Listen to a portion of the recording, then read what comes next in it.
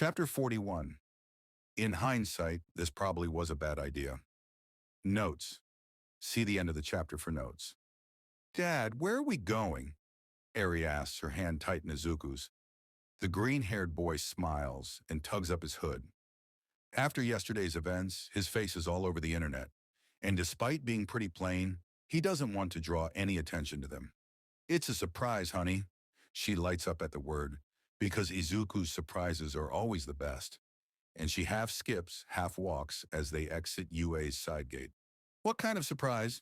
The little girl asks, voice taking on an almost pouty tone as they walk side by side down the sidewalk. A special one. Despite her extremely cute pouting face, he doesn't give her any hints. A short while later, they board the train. He guides her through the crowded train car into an empty seat, carefully setting her on his lap. He'd done some research last night, and apparently Kanagawa Prefecture is home to one of the busiest seaside malls on this side of Japan. Plus, it has a bunch of bakeries, so he can find stuff to fit the long, odd list of dietary requirements Yanagi sent him. It's also busy enough for him to lose the person Nezu sent to watch him. Don't get him wrong, he's still terrified of the rat, but he's not going to let Nezu get away with stalking him like this. It makes his skin crawl, despite only catching glimpses of gray out of the corner of his eye. Sighing, he rests his head against the window. I'll just deal with it covertly, and then I'll never have to talk to Nezu again. That's possible, right? Honestly, every time he looked at Nezu, he felt like having a heart attack. Here he was, still enrolled in UA, despite being disrespectful to the principal more than once. He's terrified of teachers, and yet he'd done it. Talk back to the teacher, and after threatening him on live television, well, Izuku basically collapsed after he'd found a nice dark corner to hyperventilate in. I can feel past me's disappointment growing by the day. He huffs, flexing his stiff fingers absent-mindedly. With the colder weather, he has a feeling he'll be commissioning some sort of gloves from Yanagi soon, if they deign to make him anything else. What did Kaminari even do to make an entire department hostile towards all of the first years in the heroics course? Izuku doesn't know, and he has the feeling he won't be finding out from Yanagi or their classmates anytime soon. Maybe I could text Kaminari? No, he doesn't have the blonde's number, and asking him on the class group chat would be weird. Wouldn't it? He wouldn't know. He's never been in a group chat before, much less 3 different ones. I'll ask Kaminari when I get back. Underscore, underscore, underscore, underscore, underscore, underscore, underscore, underscore, underscore, underscore, underscore. Hey man, are you coming to grab Bakubro from the infirmary with me? Kaminari sneezes violently, making his hair stand on end from static shock before grinning and sending Kirishima a thumbs up. Yep, he got pretty roughed up, didn't he? Uh-huh, he took a katana to the shoulder and didn't even scream. So manly. A tear of admiration trickles Kirishima's cheek as he waits for Kaminari to tie his shoelaces. Underscore, underscore, underscore, underscore, underscore, underscore, underscore, underscore, underscore, underscore, underscore. Eri's eyes sparkle with awe as she presses her face to the glass, watching at the glittering sea from the train window. He smiles as he watches her, a pang of sadness twisting in his chest. The ocean isn't an entirely foreign concept to him, seeing as he's living on a literal island and cleaned up a beach as training for One for All. Even though his mom didn't like him leaving the house, it was dangerous, and what if he got hurt and they had to go to the hospital again? But it's been a while since he's seen it. But Eri, this is probably the first time she's ever seen the ocean. It makes him angry that Overhaul dare treat someone so small and perfect like they deserved anything less in the world. But there isn't much he can do at the moment. Small, pale fingers clutch crooked ones, and he takes comfort in the fact that Overhaul won't be able to touch her ever again. Not as long as he's alive. Underscore, underscore, underscore, underscore, underscore, underscore, underscore, underscore, underscore, underscore, underscore. Momo. Jiru knocks on Yayorozu's door, a concerned frown on her face. After a pause, the door cracks open, revealing the black-haired girl who looks much more disheveled than usual. She wears a polite smile, but it's clearly forced. I heard you. Giroux trails off. Yaoyorozu's smile drops, and her eyes well up with tears that she tries to hide by looking down at the floor. I'm fine, I just... The black-haired girl sniffs and her friend steps forwards, a much softer look on her face than before. I'm happy to listen to what's making you upset, no matter how stupid it is. Giroux sends her friend an encouraging smile, hoping that she's doing this right. She hasn't really had any close friends before high school due to her natural introverted tendencies, but she'd connected more with the people in 1A than anyone in her old schools. Even if it's really stupid. Yeah, especially then. I want to hear all of the stupid things, like stubbing your toe or forgetting how to speak Japanese after a long studying session. She reaches out and brushes Yayorosu's elegant fingertips with her own. That gets a wet chuckle sob and a faint blush from the teary black-haired girl.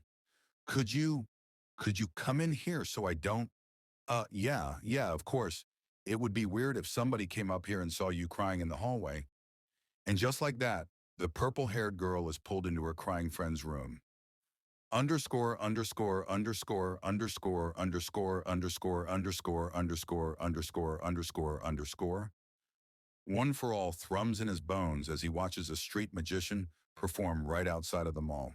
It had become stronger, harder to ignore since his last quirk awakening, and he suspects that the it will grow as time goes on. Beside him, Eri watches the magician with wonder as they pull several brown bunnies out of their hat, eliciting a cheer from the surrounding audience as the bunnies run wild across their rickety, wooden stage. Someone in the audience yells something, and someone else's quirk activates, sending a string of discordant piano notes echoing through the air. And Izuku decides it's time to leave. An officer or a hero will come to reprimand them soon, and he doesn't want to be stuck listening to a lecture for the next hour. They amble away from the commotion, and Izuku pulls up the list on his phone and starts looking around. I might need to go to multiple bakeries for this. Underscore, underscore, underscore, underscore, underscore, underscore, underscore, underscore, underscore, underscore, underscore. Bakugo lies back on the bed, shoulder throbbing. Ah, but don't you see I am Deku? You created me, Kukken. No. Whatever that was, it wasn't Deku. Deku was submissive, whiny crybaby. He never got angry or violent, ever. Now face the consequences. His head aches, and goosebumps raise on his skin as he represses a shudder. Did I create Deku? The nerd never acted like that before. Deku was always a crybaby, always standing in his way and defending people stronger than him and trying to help with that stupid smile of his. He never stood up for himself, though, or fought back, which made him weak. In a world ruled by quirks, Deku was a pebble meant to be left in the dust, watching his glorious path to the top. Now that very same pebble was racing neck to neck with him, even daring to hide a quirk from him and the entire school just so he could sabotage Bakugo's perfect origin story. But even after he'd gotten a quirk, he was submissive and weak. Deku was still a pebble, until he wasn't.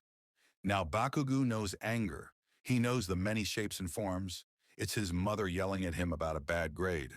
It's his father closing his fist tightly whenever he intervenes and he and the hags shouting matches. It's the upperclassmen when they realize they can't beat him.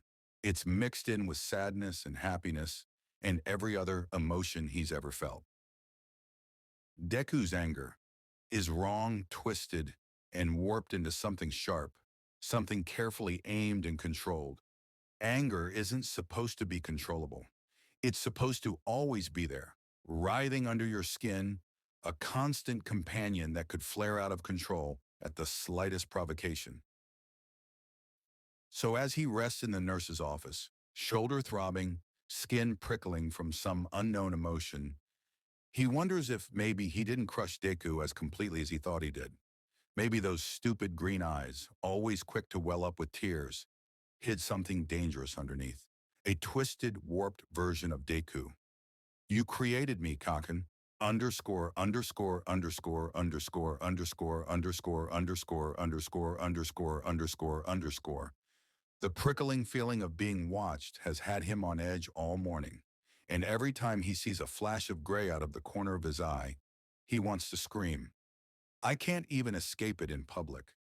He'd known Nezu would ignore his warning, because honestly, that rat had zero sense of privacy and probably saw Izuku as an investment to be monitored, rather than an actual person, and changed his plans accordingly.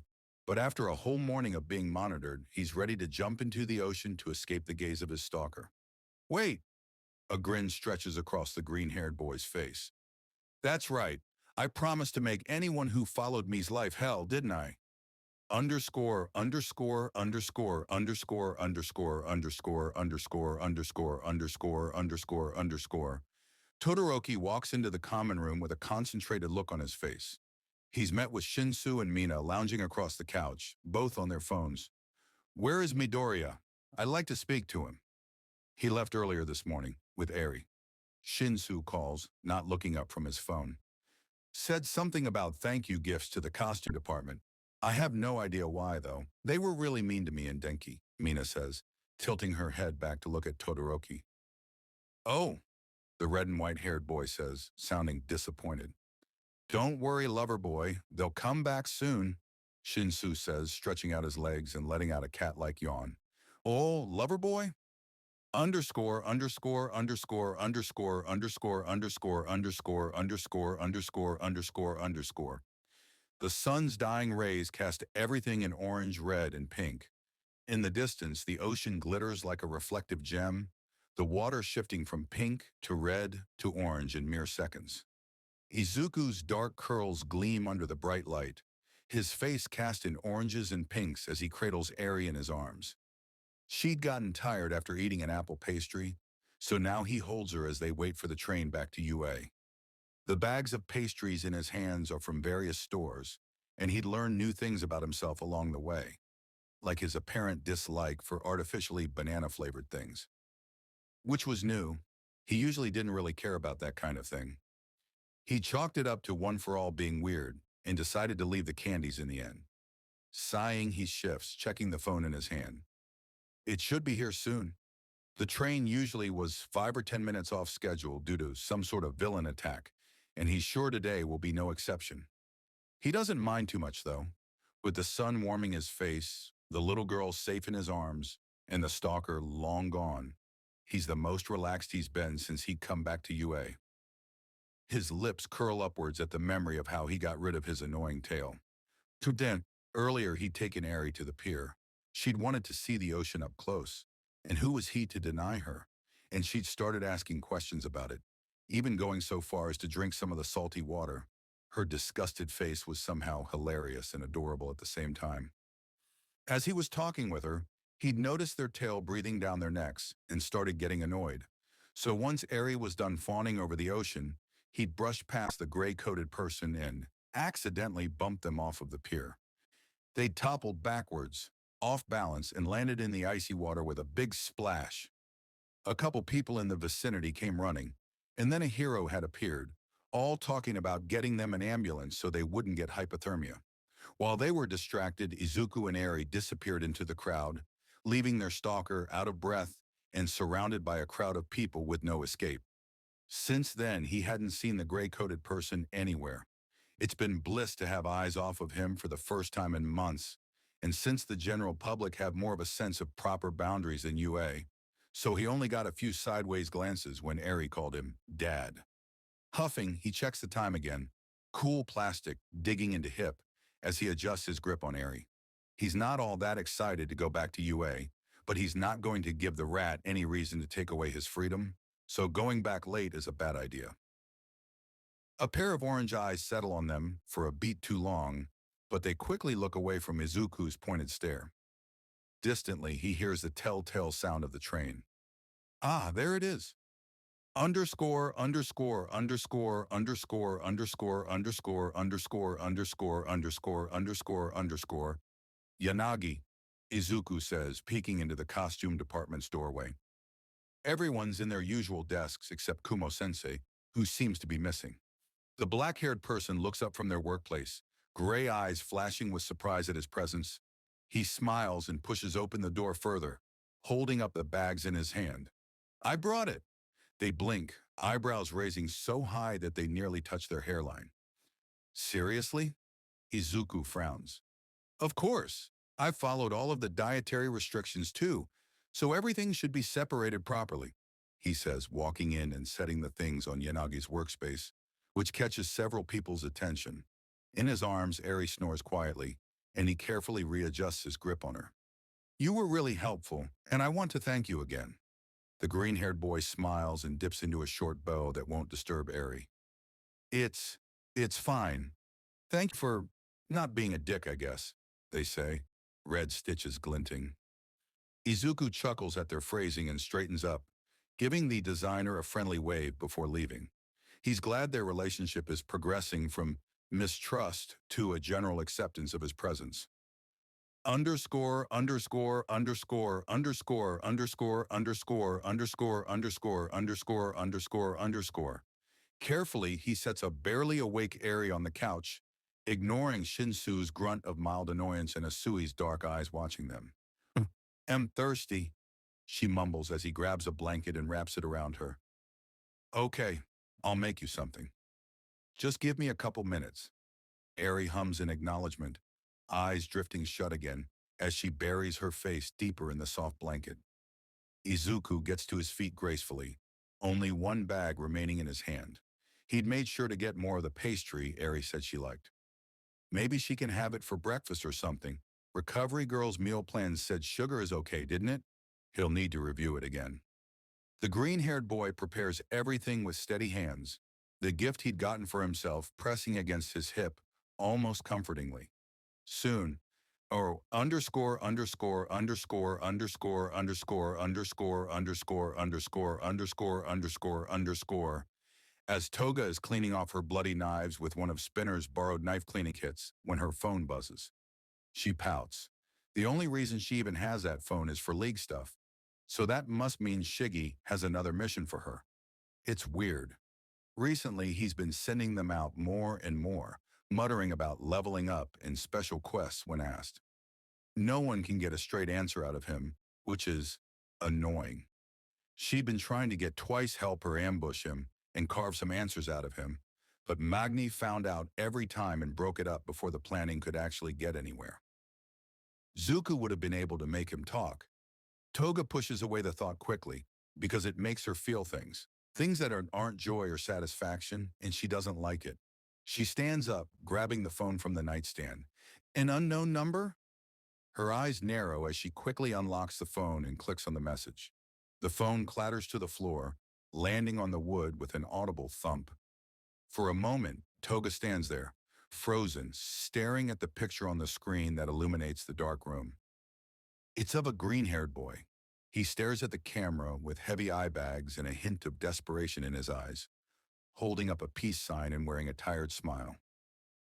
It's Zuko. It's Zuko.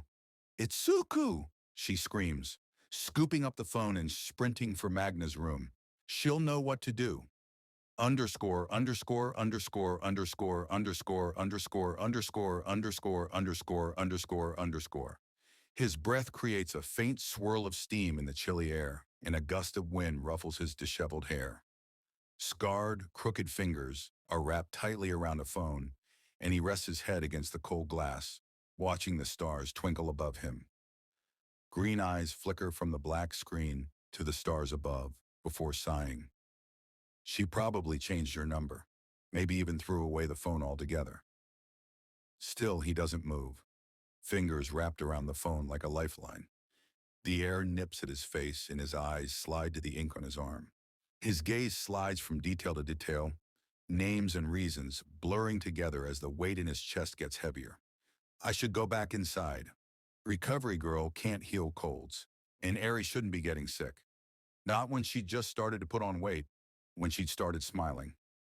He checks the time. Just 5 more minutes. Notes. Quotes from Class 1. A's Villain Essays Yuga Aoyama, a.k.a. Brilliance. I want to sparkle more brilliantly than any other star. Those who stand in my way will be blinded by my beauty and brilliance. Mina Ashido, a.k.a. Alien Queen. I will show all those who wrong me just how terrifying I can be. Let them laugh at me then. Tsuyu Asui, a.k.a. Aqua. I'll avenge my family, if it's the last thing I do. Tenya Ida, a.k.a. Retribution. You may laugh for now. When you least expect it, I shall enact your punishment. It will be fitting for the crime, and by the time I'm done, you'll wish you'd never dreamed of hurting my brother. Ochako Uraraka aka Aether. Either get behind me or get out of my way. I'm here because I have something to lose. We all do. Mashirao Ojiro, aka Lord of Tales.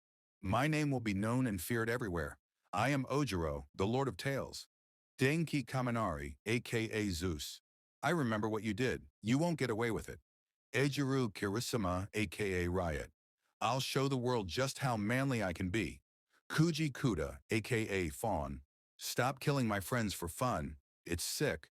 Rikidu Satu, aka The Baker. I've never, ever met someone I believe in as little as you. Mizu Shoji, aka Octopus. To those who hurt me, I'll prove you right, just this once. Kyuka Jiru, aka Anarchist. Let it all burn. Hanta Suro, aka Spider-Man. I'm just here to have a good time. Fumikaja Tokoyami, aka Hades. I am a messenger of the darkness. Stare into the abyss and find yourself staring back. When you do, you may join us. Shadow Todoroki, aka Hellfrost. His blood turned my ice red, and I realized that I was finally free. Free to do whatever I want, free to be whoever I want. I've always hated the color red, but today, it's the color of my rebirth. Toru Hagakure, aka The Spy. I'm always watching. Katsuki Bakugu, aka Lord Explosion Murder. I'm going to win, so fuck off or give me a proper fight. Izuku Midoriya, aka Six. Not all men are created equal. Hitoshi Shinsu, aka Kismet. I'm here for a good time, not a long time. Momo Yaoyorozu, aka Orum. I believe that all those who work hard deserve to receive what they are due. No one person should hold so much power and wealth that they become corrupt. Join me and let us take the power away from those who would use it for wrong. Do with that what you will. I have made some references with quotes and villain names, but I won't be writing anything beyond this because I don't have the time or energy to write a bunch of essays. Thank you for reading and have a wonderful day night. Chapter 42, Contact and Discussion. Notes. See the end of the chapter for notes.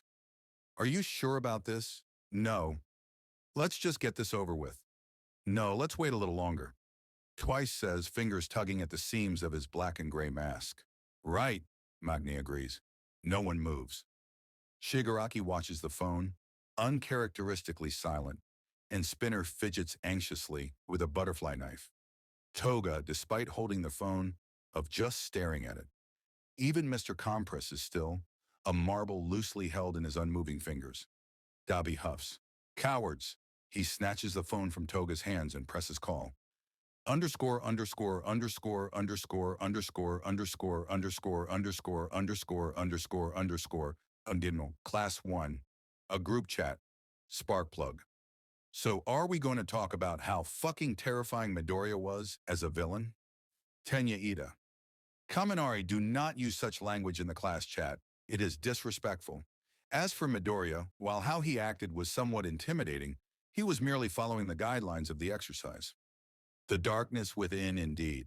He was acting according to the exercise, which was admirable, though it would have been nice if he hadn't shot down both messengers of darkness. I believe that was his way of acknowledging us as formidable foes. Alien Queen, okay? But where did he get those huge guns from? Like? Invisible, but not unseen. Probably from that crazy girl from support he paired up with during the festival. Sparkplug. How do you remember that, but not how to write in kanji? Alien Queen. It's called Talent Sweetie. Always had my headphones in. Just back-read everything and Honsley Midoriya did such a 180, it's hard to believe that it was real. Sparkle brighter than any star darling. That's called good acting. Redritus the manliest man, I dunno man. It got pretty intense for a second there. Plus Bakubro Todobro and Urarakabro have been pretty quiet since fighting him. The frogs, Erige, I understand why. They're processing everything, but that doesn't mean we should assign all of the blame to Midoriya. He's a good person at heart, and like Ada said, no one should judge him for doing the assignment the way we were told to. Tape dispenser. I don't think he was actually that scary. His sword and shooting skills are pretty awesome though. The creator. It seems rather rude to discuss out classmates' actions in the class group chat. What if he saw this? Alien Queen. Our goddess is here. Invisible, but not unseen Momo. Sparkle brighter than any star. Hello, darling, how are you feeling? Sparkplug saw you were one of the people Midoriya got out online. What was it like? Always have my headphones and chill out. She just got here, dumbass. The creator. It's fine, Jiru. I'm doing all right. Thank you for asking, Aoyama. The experience was not one I'd like to repeat. And if Midoriya were to ever become a villain, society would crumble and I would go out of my way to avoid fighting him. Sparkplug. Always have my headphones in. Tenya Ida. Cold Soba, I agree. Tenya Ida, I agree as well. Sparkplug. Alien Queen. I smell a secret. Invisible, but not unseen me too. The creator at the darkness within. Could you please elaborate on your earlier message?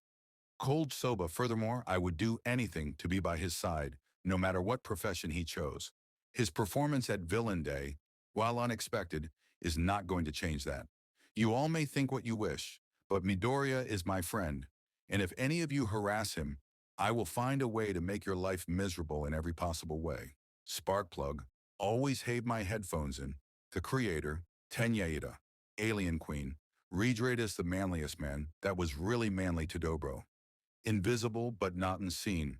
Is Sparkle brighter than any star? Caffeine and cats. Did Todoroki just give everyone the shovel talk? Alien Queen, invisible but not unseen. The darkness within. It's a pre-quirk term. You can look it up on an assortment of websites. Yayorozu, what part of my message to the class would you like me to elaborate on? And the creator at the darkness within. I was referring to the part in which you said that he acknowledged you as an enemy by getting you out. Sparkplug. I don't know what's going on, but my gay senses are tingling. Redratus the manliest man, you're gay? That's so cool. My mom's gay too. Always have my headphones and honestly not surprised. Alien Queen, goo, kamiyo, ukiri. The darkness within at the creator. Perhaps we should take this discussion to private messaging. Oh, the creator. Okay. Invisible, but not unseen. Call me crazy, but isn't Midoriya get like 20x hotter covered in blood and dirt? Or is it just me? Tenya Ida, Frog Sarage, Tap Dispenser. Always have my headphones in. Sparkplug. She's not wrong. Is Sparkle brighter than any star? Indeed, Moy agrees. Midoriya looked absolutely scrumptious with all of that blood on his face. In fact, I believe his innate sparkle is channeled whenever he fights, making him even more très magnifique than usual. Alien Queen Eek, there's already fan forums starting online for him. They got some great slow-mo shots and damn PPL lose they shiz over it. Caffeine and cats. Y'all are so thirsty. Cold Soba, could you send me the link to a few of the forums? Caffeine and cats case in point. Tenya to my fellow students. Seeing as it is past curfew at this time, I must ask you all to turn off your phones and go to sleep. This group chat will be closed until morning, and I urge you to get the recommended 8 hours of sleep. Good night, Alien Queen. All night, everyone. Is Sparkle brighter than any star? It is important to get our beauty sleep, especially since some of us need it more than others. Bona nuit. Always have my headphones in. Night. Tape dispenser. Good night. Frog Sarage. Sleep well. Invisible, but not unseen. Good night. Redratus the manliest man. Good night and sleep well. Caffeine and cats. LMAO sleep is for the weak. Cold Soba. Good night. Underscore underscore underscore underscore underscore underscore underscore underscore underscore underscore underscore. As Izuku is wrapping a blanket around his shoulders, the phone buzzes. He freezes, eyes sliding to the phone on his desk. The screen is near blinding in the dark room, but as his vision focuses and he reads the numbers, his breath catches in his throat. Is it? Hands shaking, he reaches for the device, staring at the screen for a long moment before hitting accept. He presses the phone to his ear. The line is deathly silent. It's probably some stranger confused about why some random person texted them a picture of themselves. His heart sinks at the thought, and he lets out a tired sigh, resting his chilly hand over his eyes. Ah, sorry for texting you. I think I have the wrong num. Oi, Pipsqueak, stop apologizing. His breath catches in his throat at the familiar voice from the other side of the line. Ha! Da! He cuts himself off when he remembers he has two classmates with good hearing, and it's the middle of the night. It's you? No shit. You being watched right now? It's UA, and Nezu has no sense of personal privacy. Izuku deadpans, getting to his feet and slipping out to the balcony. But I'm in my room, so no. Hopefully. That rat is fucking creepy, hey. Zuku! I want to turn. Give me the phone or else. Or else what? I'll commit arson. I'll commit manslaughter. Kurogiri, get me the phone! Shigaraki shrieks. You must fight your own battles, Tomura. Kurogiri says somewhere in the distance. Bush, how are you doing, sweetie? Magni seems to have the phone for now. The green-haired boy opens his mouth to respond, but finds his throat too clogged to speak. His cheeks sting from cold as a crisp breeze ruffles his hair. Izuku, are you okay? I'm fine, He sniffs, sliding down his glass door bonelessly. He hadn't realized just how much tension he'd been feeling until now, and it felt like he could breathe for the first time in months. I'm just really happy to hear your voices. There's another silence, and he wipes his face with his arm, trying to blink away the tears leaking from his eyes. Oh, sweetheart, we saw Villain Day. You did really well, you know? He chuckles wetly, looking up at the blurred stars. Thanks, but it was useless in the end. I wanted to leave campus, and Nezu, he sent somebody to tell me. I wanted to introduce you to... He trails off, clenching his fist. Zuku Tilda, did you meet someone? The green-haired boy chokes, face flushing. No, I didn't. Well, I did, but it's not like that. We leave you alone for a couple of months and then you go and fall in love with some random-ass NPC? Oh, is it that Todoroki boy? He looks just like a prince. And when you were beating him up, he looked so happy. If it's the Todoroki brat, I'll beat your ass. Dabi rasps, sounding annoyed. Izuku blinks. Shit, I almost forgot Todoroki was his younger brother. It's not Todoroki. Actually, it's... He's interrupted by an unholy screech on the other side of the line that makes him flinch away from the phone. Twice wait. Put those matches away. Hold on. The next person to touch my bar is going to be warped into an active volcano, Kurogiri says, and Izuku shudders from the other side of the line, knowing that the misty man doesn't make empty threats. A burst of activity comes from the other side of the line, and he giggles, amused by what he's imagining happening at the bar. Hello, Izuku. Have you been doing well? That fall gave us quite the scare yesterday, Mr. Compress says, voice as smooth as ever. The green-haired boy chuckles, remembering the forced quirk mutation he'd managed to get out of that. It still wasn't stealth, much to his annoyance, and how he'd frantically reviewed footage of himself before eventually collapsing into his bed when he realized no camera had caught him, miraculously not becoming a splatter on the pavement. Well, I've been doing okay. There's a lot of cameras here, and Nezu seems to have taken an interest in me, but otherwise it's fine. I actually managed to make a couple of friends outside of the hero course. Were they the ones who made that charming costume of yours? Izuku flushes, covering his face with his hands. It was a good costume, he whines. I never said it wasn't, Mr. Compress says amusedly. Oh, are we talking about Zuku's costume? You looked adorable. And then when you got all covered in blood, please calm down. I want the phone. Shigaraki's voice comes from the other side of the line.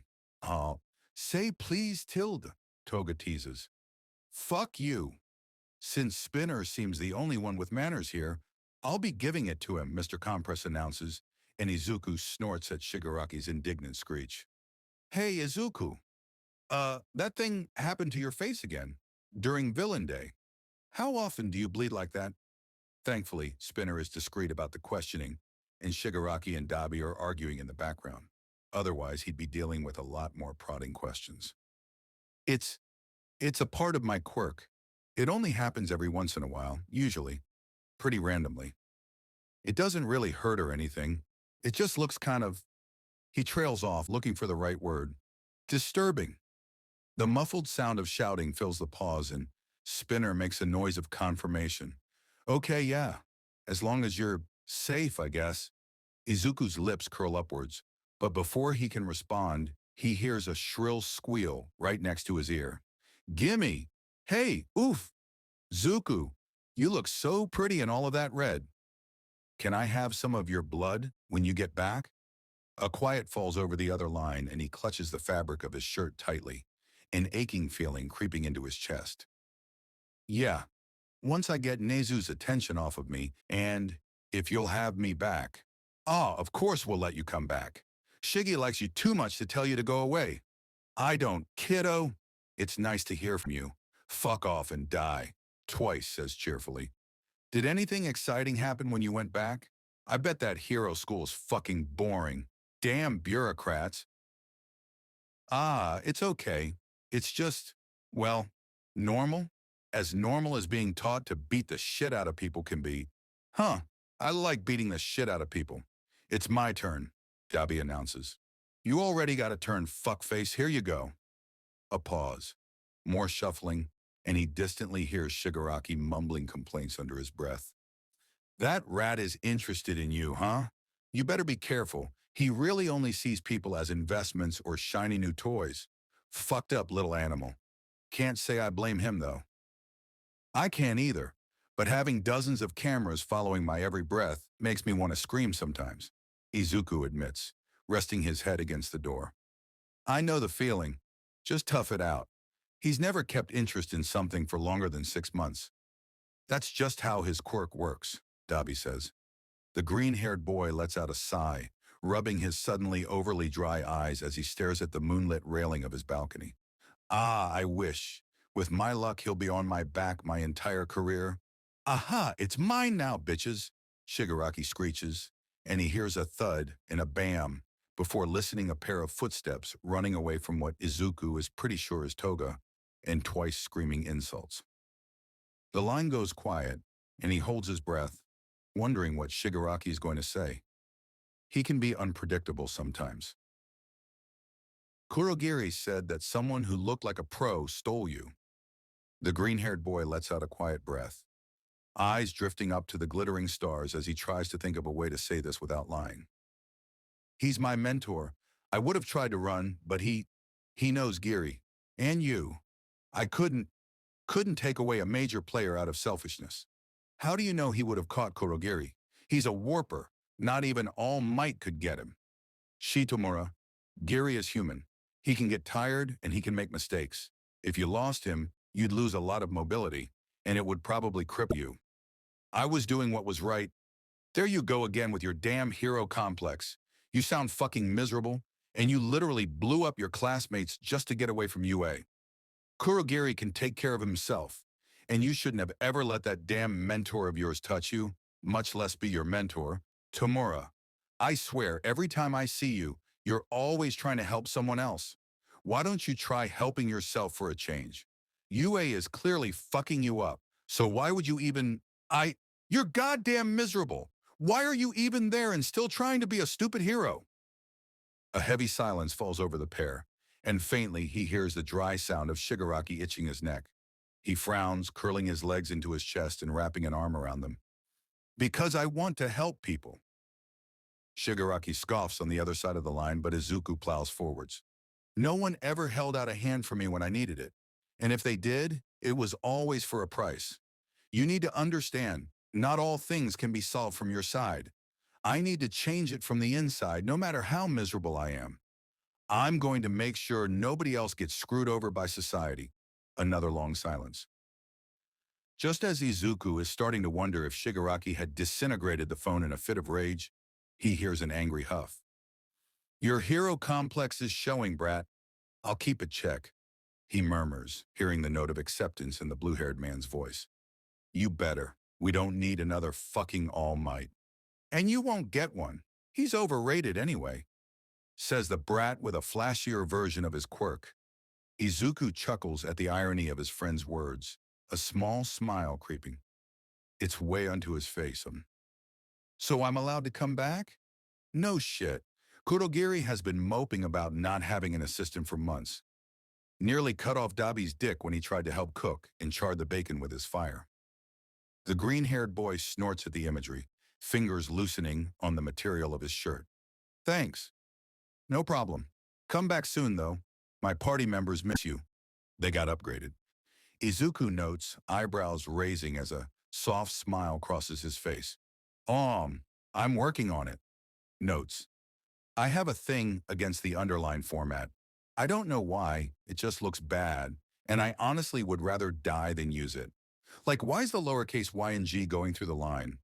It looks so bad. Anyway, I hope you have a wonderful day night. Chapter 43. Neutral for now. Notes. See the end of the chapter for notes. Someone is knocking on Izuku's door.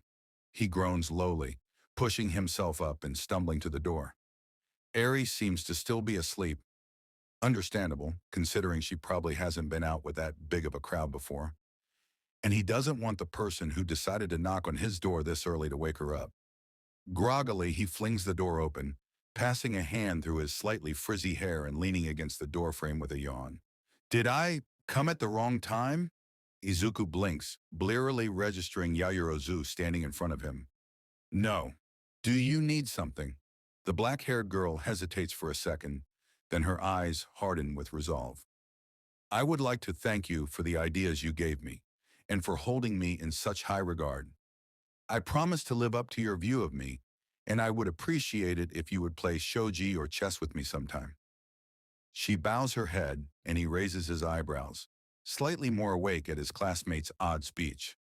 Sure, there's no need to bow, though, he says, awkwardly gesturing for his classmate to get up.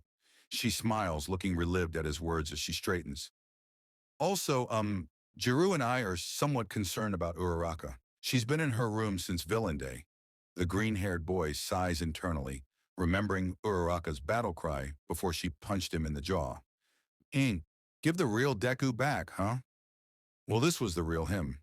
Sunshine and rainbows is a defense mechanism, and he's tired of pretending it's not. If that's all Uraraka wanted him to be, then their friendship is best ended here. He'd learned the hard way to see red flags with his friends, and Uraraka just raised a big one.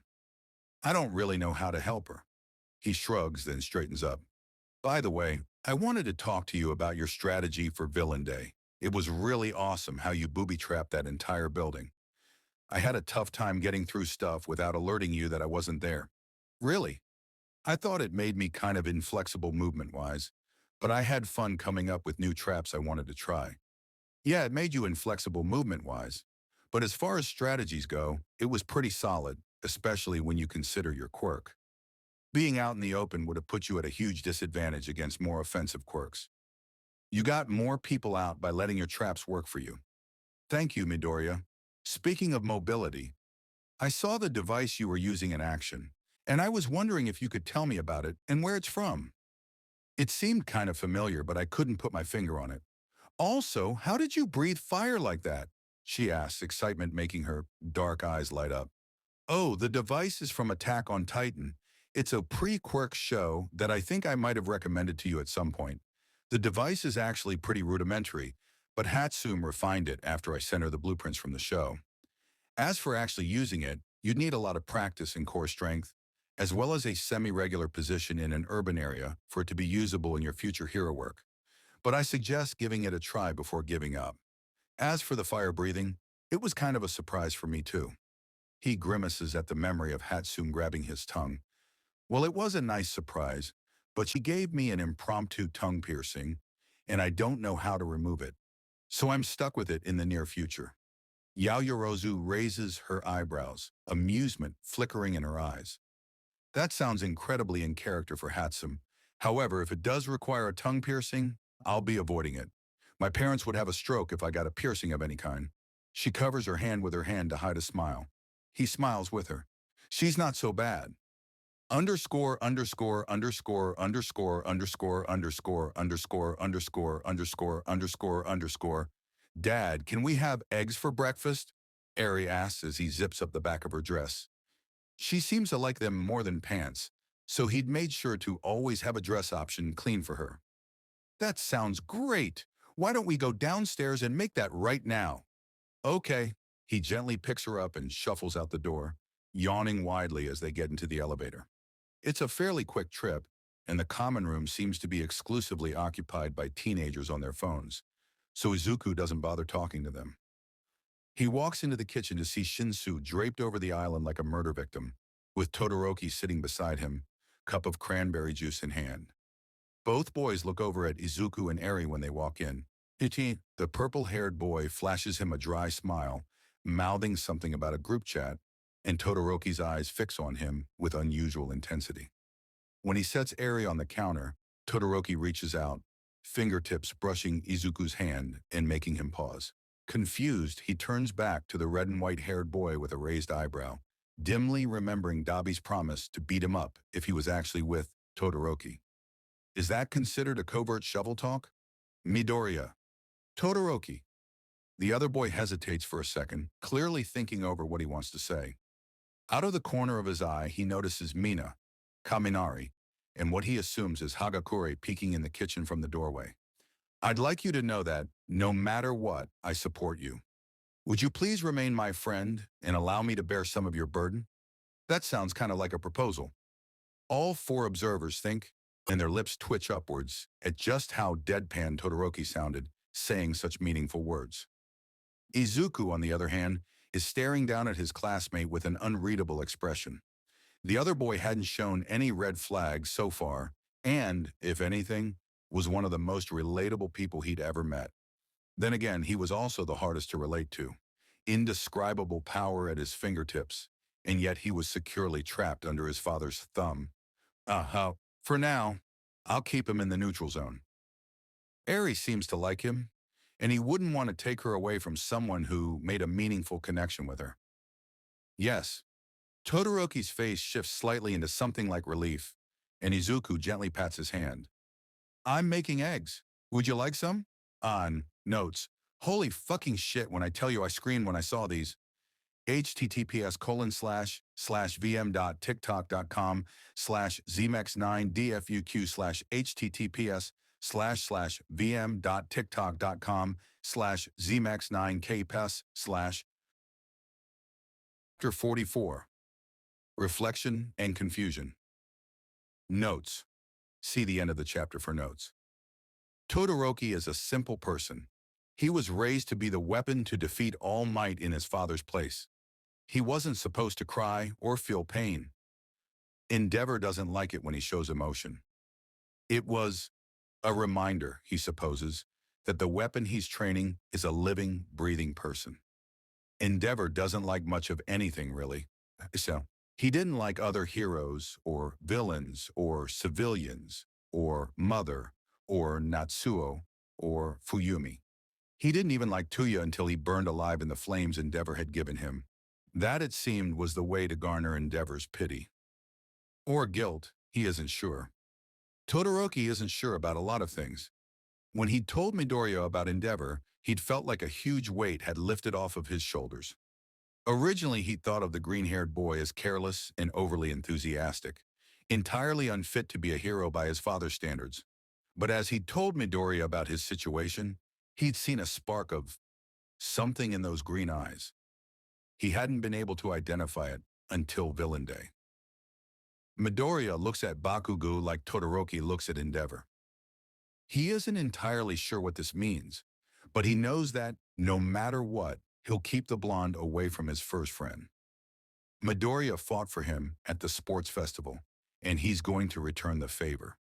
He won't press, but he'll be there, because no one, least of all Midoriya, deserves to be hurt, to be beaten down and forced to hide just how angry he is. He, of all people, knows just how damaging that much anger can be. It's your power, isn't it? It is, and he'll use it to stay by Midoriya's side until his last breath. Shouto Natsuo, I need your help with something.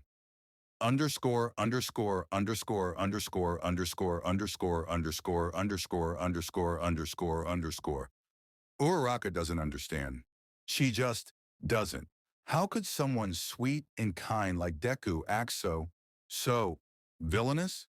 It's not that she thinks Deku is a villain, but the sudden extreme personality change during Villain Day left her reeling. His normally soft green eyes were cold and harsh and unfeeling as they looked at her, and she felt like he was dissecting her with a single glance. What happened to him? Her Deku would never be so violent with his friends. Even when he came back from being missing, he was nice, even if he didn't seem entirely there. She doesn't understand, and the more she thinks about it, the more confused she becomes, until she's tossing and turning in her bed, brain whirring in tired circles as she tries to understand just what happened to her sunshine smile, always nervous and blushing. Deku. Underscore, underscore, underscore, underscore, underscore, underscore, underscore, underscore, underscore, underscore, underscore. Kirishima watches when Midoriya plunges a katana into Bakugo's shoulder, a faintly familiar look in his eyes. The night of Villain Day. Once it's all over, he reviews the footage.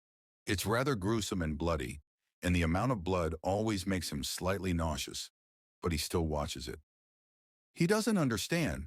Why is Midoriya looking at Bakubro like that? He ignores the curling sensation in his gut when he watches Midoriya talk, words lost to the camera's audio, ignores the uneasy feeling in his heart when he watches Midoriya smile at Bakugo. When he goes to get Bakugo from the infirmary, the blonde is deathly silent. Not an insult or a glare, just a conflicted expression and annoyance in his red eyes. Denki tries to goad him into a response, but Bakugo is almost catatonic and quickly retreats to his room once they get back to their dorms. The red-haired boy isn't sure what to do. He likes Bakugo. He seems like a nice guy, if not a little rough around the edges.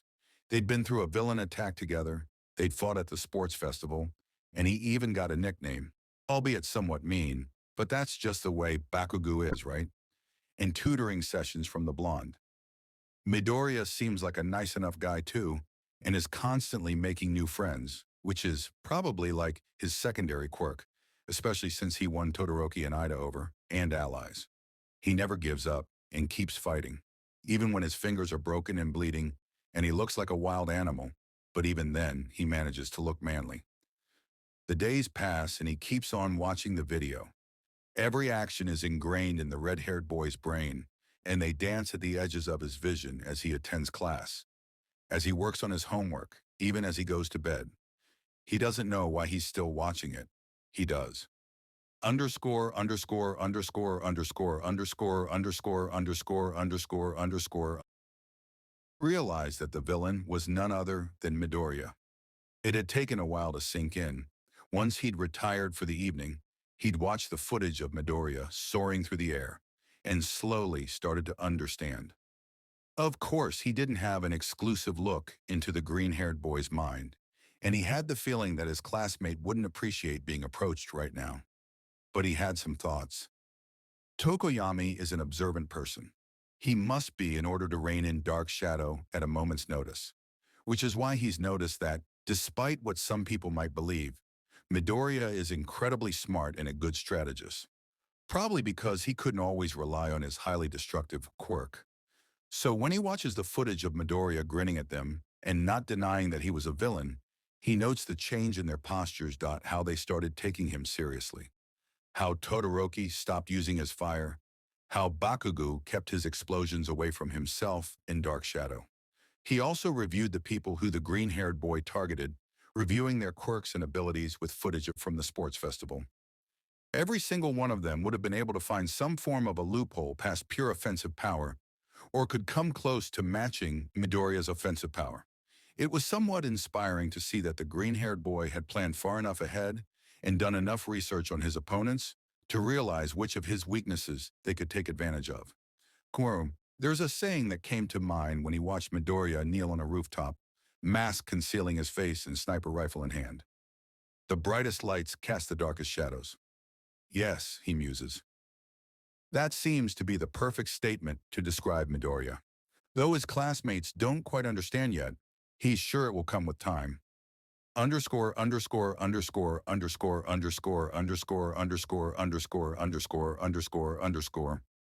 As Asui watches Midoriya and Eri talk to Shinsu, she's reminded of her and her own siblings. She hasn't been able to spend much time with them since high school started, and dorms have only made it worse. Dorms have made things difficult for a lot of people. It wasn't always in the same ways, but she knew that most of the people in Class 1A weren't exactly comfortable in the building, despite their attempts at hiding it.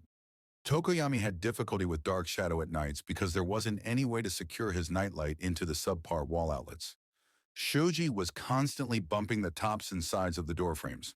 Kuda was only allowed to keep one pet on grounds, and none of his familiar friends from home could come and visit with the security. Bakugu had his own washing machine that basically was a bomb waiting to go off because his mom refused to send him the proper laundry detergent until he visited her. Jiru had a hard time falling asleep with the constant noise.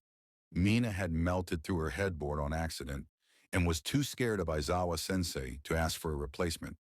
But the most obvious was Midoriya.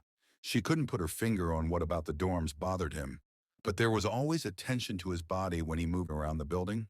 It seemed to get worse the longer he stayed, and while Eri's presence seemed to make it better, she could still see it most days. Honestly, she'd been curious about Midoriya since school started. He had a quirk like All Might's, a bright smile, and a nervous disposition. But something about it was off. She couldn't quite explain it, but the only time she felt like she was actually seeing Midoriya was when he fought, like at the USJ or the sports festival. And even then, it wasn't really a full picture, just brief glimpses of something wild and untamable rising to the surface. Watching Midoriya fight during Villain Day felt like seeing him for the first time. It was odd to see her classmates compliment his acting and adherence to the guidelines of the exercise. They were so convinced that their classmate was nothing more than a smile and kind words that they missed just how dangerous he could be. Because while his smiles and kind words are real, even if they've gotten rarer since the final exams, they also only extend so far. Once a certain point is crossed, the outstretched hand is gone. The issue is that Asui doesn't know what the line is, and her classmates don't even know there's a line in the first place. So she'll wait, she'll watch, and she'll figure out the line. And when she does, she'll stay as far away from it as possible. Underscore, underscore, underscore, underscore, underscore, underscore, underscore, underscore, underscore, underscore, underscore, underscore. Kaminari is terrified. He already had it rough, being in a classroom full of other talented and smart kids working to become heroes. But seeing Midoriya fight sent him into a spiral of panic. Because that was his classmate, the guy he was supposed to be on par with, or at least close to, fighting four of his strongest classmates, managing to get away, and then coming back for round two. How is he supposed to compete with a guy that seems like an evolved version of All Might? The answer is he won't. He'll just mind his business, stick to his lane, and hope he never got on Midoriya's bad side. Kaminari? A voice from his right makes him jump a mile in the air and he whirls around. Holy shit, Midoriya, hi! What are you doing here? Did I summon him or something? We're literally in the elevator that everyone in the dorms uses. The green-haired boy raises his eyebrow at the blonde, who feels 3 seconds away from a heart attack. Oh yeah, aha, you're right. I was just really zoned out?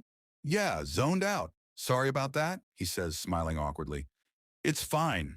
Midoriya waves him off and he lets out an internal exhale of relief. Dodged a bullet. Anyway, I wanted to ask you something. Would you mind answering? Yeah, of course, man. What is it? The blonde asks. Did anything weird happen to you when you went to the costume department? The green-haired boy asks, casually leaning against the elevator wall. Sort of. I mean, it got kind of weird when I met this girl that had stitches, like, everywhere. She was, like, kind of rude after I asked her who stitched her up so I could, best them up for her, which I thought was one of my better pickup lines. But she didn't seem very happy about that. And then her teacher interrupted us, which was totally not cool. Long story short, I had to get my costume done with one of the agencies that helps out UA, but it still turned out pretty cool. Kaminari gives Midoriya a smile, only to pale when he sees his classmate wearing a terrifyingly cold expression. I see. With that, the green-haired boy leans over and presses a button, then promptly ignores him for the rest of the ride. Despite that, Kaminari is getting chills up his spine, and the temperature in the elevator seems to have dropped a couple degrees. What did I even do wrong? Chapter 45. It's the little things that give you a fucking heart attack. Notes.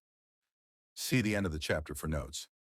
Kurogiri is in the middle of his nightly cleaning ritual when he feels it. An inexplicable tug in his gut, a hint that something is about to go wrong. He pauses, wiping down the glass, head lifting to look around the bar. It's mostly empty, since Dabi, Spinner, and Toga had been sent out on a mission the other night, a preparation for Sensei's plans, and have yet to return. Tomura is currently in his room, and Magna had said something about a date earlier in the evening as she left. That leaves Mr. Compress and Twice, both of which don't cause any sort of trouble for him unless talked into it. He sighs. It must be Tomura. The bartender flickers slightly, eyes narrowing in displeasure at his spotless bar. He just finished mopping the floors, and he didn't really feel like dealing with the residual dust and missing items that were the direct result of his charge's tantrums. Unfortunately, there wasn't much he could do about it now. The feeling was never on time to stop the catalyst of the chaos that was sure to come, but it was early enough that he could preemptively hide some of his nicer things. He'd been meaning to ask Sensei for some new shot glasses. He sets the glass down and gets to work. It'll be any time now. Mere seconds later, he hears Tomura wail, a high-pitched, raspy sound that makes the hair under his mist prickle. The misty man hadn't heard him make a noise like that since he was a child. Kurogiri immediately opens a portal in Tomura's room, only to find his charge sprawled on the floor, a phone on the speaker as he foams at the mouth, red eyes wide and unseeing. Tomura, are you okay? Did you get hurt? A familiar voice crackles from the phone, and he gingerly checks to make sure Tomura is alive before responding. Yes, Izuku. Tomura is quite all right, though he seems to be in shock. There's a long, heavy silence as Kurogiri stares at the phone and hopes that his disapproval can be felt through the device. It must work, because there's a defeated sigh from the other end of the line. Yeah, I just introduced him to my daughter, and I guess he didn't handle it well. Kurogiri's mist pauses, not a wisp moving out of place as he processes the boy's words in nonchalant tone. Oh, that's why Tomura is in shock. Underscore, underscore, underscore, underscore, underscore, underscore, underscore, underscore, underscore, underscore, underscore, underscore, underscore. Izuku yawns widely, arms wrapped tightly around Eri's sleeping form in his lap. It had taken well into the early hours of the morning to explain that he did, in fact, have a daughter, and that she was not biologically his. That didn't seem to make it better, and raised more than a few questions over how, exactly, he'd procured a child while on UA grounds. Thankfully, once Eri spoke up to whisper out a quiet hi during a pause in the conversation, they'd believed him.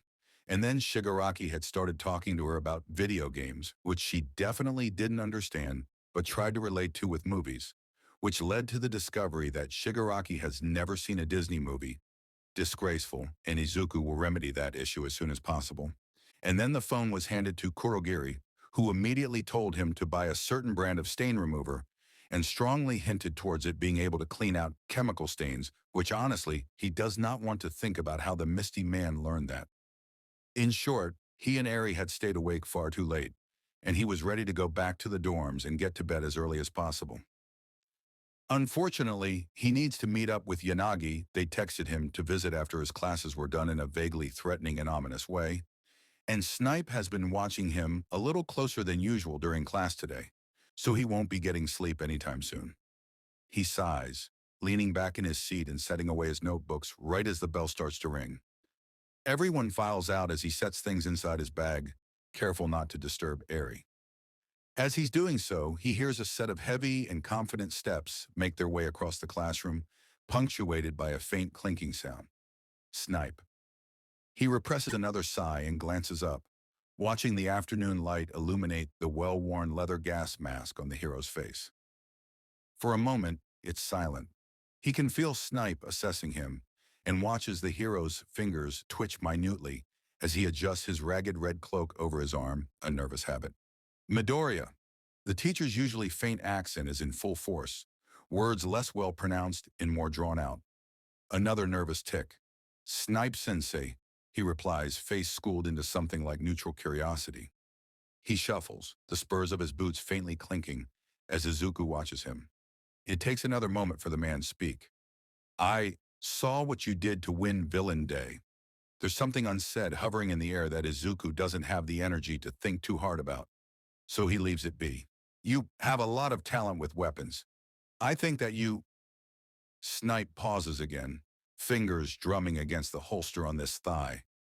I'd like to test your aptitude with weaponry and possibly enroll you in a third-year course. Having sparring partners would be beneficial to you, and I think that you could incorporate your skill into your fighting style. Izuku pauses.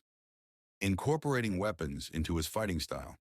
While in theory that sounded nice, he was planning on using weapons as fail-safes more than anything. Using a knife or sword combined with One for All would be deadly to anyone he uses it against, and most definitely result in someone losing a limb at some point, no matter how careful he is. While he's sure Snipe has somewhat good intentions, he's also pretty sure the man has not thought this through properly. Still, having sparring partners would be cool, and he doesn't have to use it in his fighting style. Plus, he could possibly build on second and third's knowledge and test how far his muscle memory and instincts really went. I just need to take a weaponry aptitude test to get into the third-year class, right? Even though the rat will probably be watching, well, it's not like the principal can just accuse him of hiding One for All mutating. Or prove it, though he has a feeling the rat has had his own suspicions about One for All before he even knew the quirk's name. If worst comes to worst, he can always delete footage of the test, though getting through Nezu's firewalls may prove difficult. Yes, that's all. I've seen enough to know you can probably hold your own against my class, but I need it on record that you took a test under my supervision before you start attending class. Izuku thinks about it for another moment before deciding that this will probably pay off in the long run, and it's best to just accept the offer. If Snipe tries to get any answers out of him, he can always leave. Sure. What day and time? Underscore, underscore, underscore, underscore, underscore, underscore, underscore, underscore, underscore, underscore, underscore, underscore, underscore. The door slams open with a resounding thunk, making the 5 occupants of the bar look up. Why did you call us back early? I almost lost half my hair because Crazy Rush things. Dabby snarks, turquoise eyes narrowed as he takes in the rest of the league. They all look strung out. Mr. Compress's mask is off, and his hair looks messier than usual. Magni is wearing slightly smeared lipstick and a huge happy grin on her face. Shigaraki has an even more manic look in his eye than when he killed an avid All Might cosplayer, and twice is face down on the floor and dead silent. But the star of the show is Kurogiri, who is sitting at the bar with his head in his hands and several shot glasses in front of him. Uh, what happened? Spinner asked, looking hesitant. For a long moment, no one answers. Then Kurogiri lifts his head and stares into Dabi's soul with a word-weary tiredness that makes the burned man want to take a sympathy nap and speaks. I'm a grandfather. Underscore, underscore, underscore, underscore, underscore, underscore, underscore, underscore, underscore, underscore, underscore, underscore, underscore. Yanagi? A familiar voice pulls them out of their concentrated state. They look up and spot a bush of green hair attached to a freckled face. The boy looking mildly uncomfortable as usual. He also had his kid in his arms, but she's cute and well-behaved enough that Yanagi doesn't care that much. They straighten, back cracking and stitches straining as they stretch. Midoriya seems to take this an invitation to slip in. Most of their classmates ignore him, thoroughly wrapped up in their own business and nearly entirely desensitized to his presence. After carefully monitoring him during his first few visits, which they did not appreciate, the entire costume department decided that he wasn't going to make any sort of comments on their appearance or gender, and left him alone for the most part. Though Yanagi was secretly grateful that they cared so much. No one their age had ever treated them particularly kindly, but the feeling of an entire classroom and their teacher rallying behind them when the blonde and his friend had taken things too far left, something warm in their chest, soothing the stinging wounds reopened by the Hero Corps students. Of course, this didn't stop them from feeling guilty when more first years started filing for costumes from outside sources because of that incident. Even if everyone reassured them that the first years were probably all rude and that they didn't want to work with rude customers. Besides, the complicated stuff the second and third years asked for was already a big workload. That's what everyone told them, at least. Yanagi blinks when Midoriya appears in front of them, face smoothing into a neutral expression. Do you want me to come back another day? He asks with a clear voice, tone deceptively light as his eyes flicker over them with something like concern. It's weird to see. The costume department had been their first positive experience with people their age, but it seemed that it might not be the last. After all, Midoriya said he'd be coming back for costume repairs, which they're pretty sure are going to be weekly. He seems nice enough, though they think they'll keep an eye on him for a while before placing him in any category other than acquaintance. Still, he provided valuable experience, so they decided to make them a small gift for putting up with the entire costume department breathing down his neck for weeks.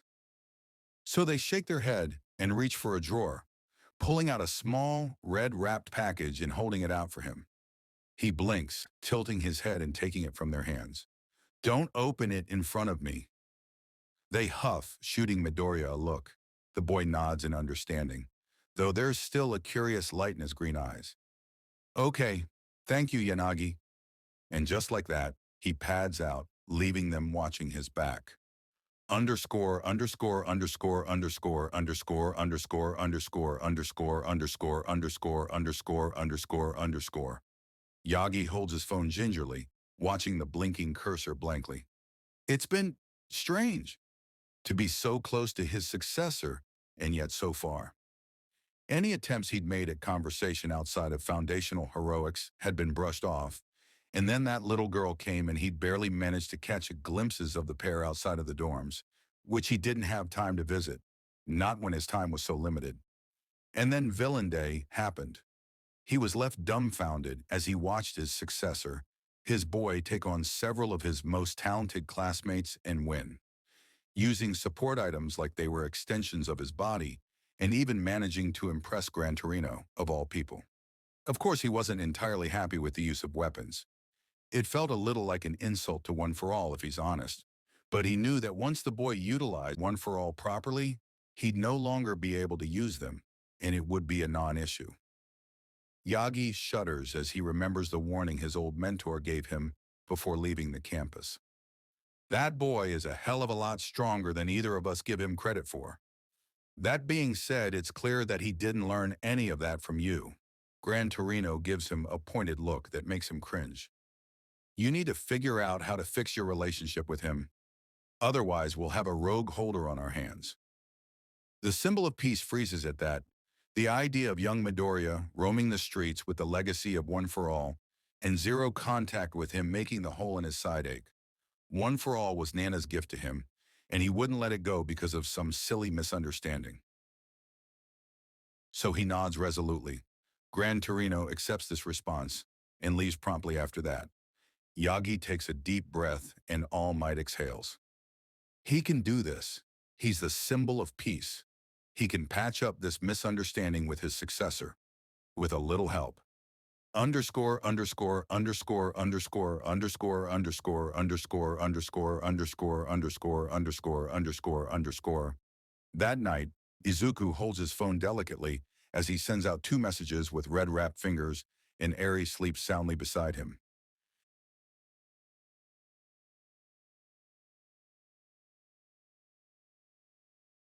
Chapter 46. Changing for better or worse. Notes. See the end of the chapter for notes. Ida breathes out deeply, following the woman conducting a breathing exercise in his ears as he rests in his dark room.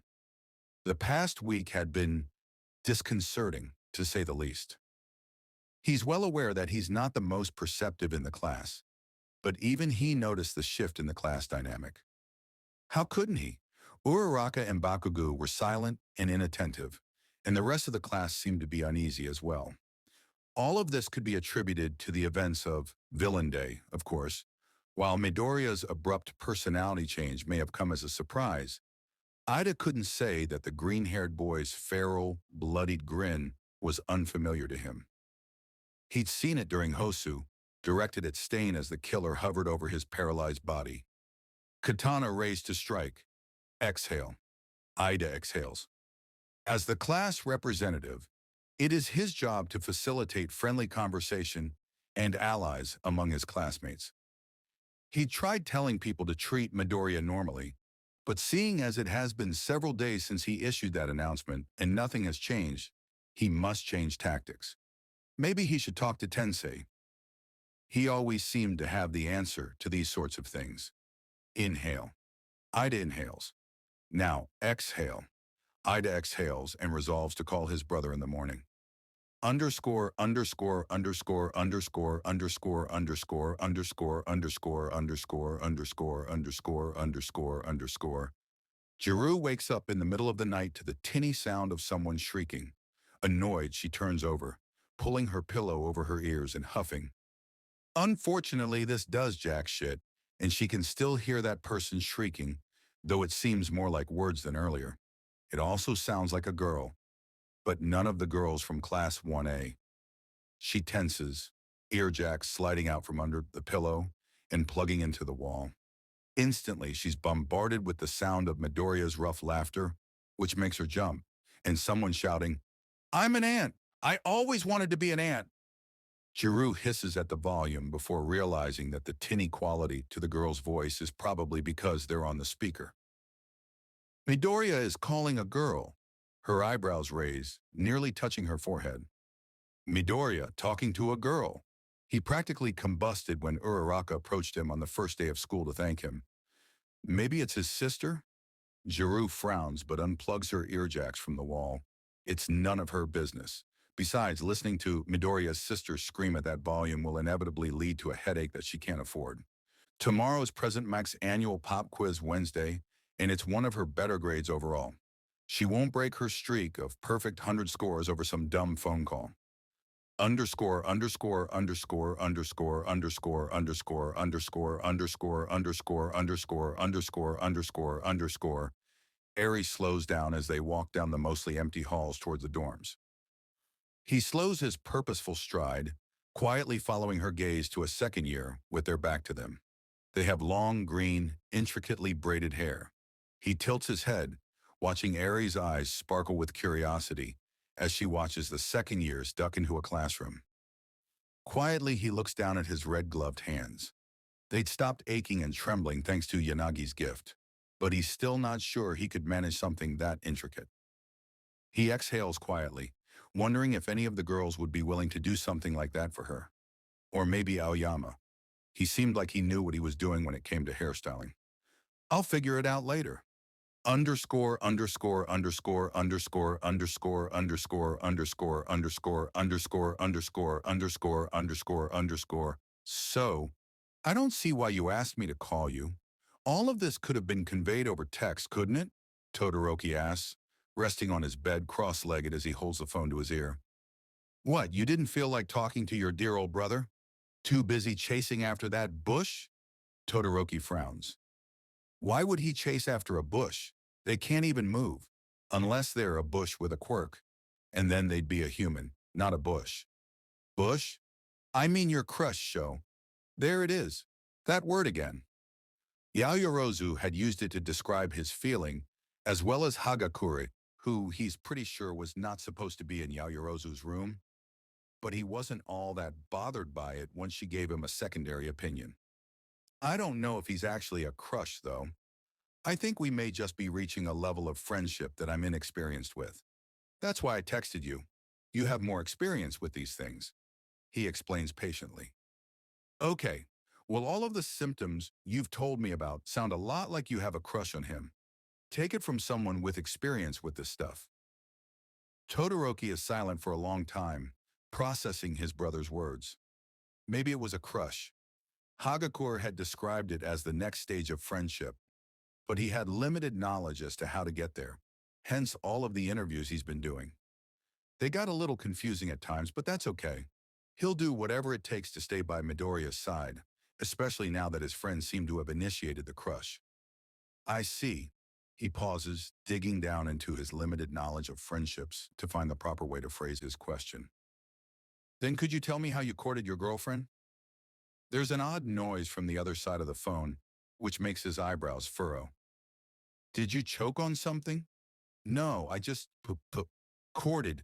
I... Todoroki frowns, wondering if he should have called Fuyumi instead. Maybe she knows how to court someone correctly. He can't recall if she'd ever mentioned a crush. Then again, Endeavor didn't like friendships all that much.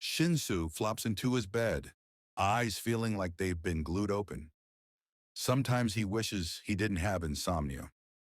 Huffing, he turns over, resting his face on his pillow as he stares at the wall. It's been a lot quieter since Villain Day. No one quite knew what to do about Izuku's ruthless actions. While he'd watched his classmates try to explain away Izuku's behavior, he'd realized something. Deku and Izuku are two very different people.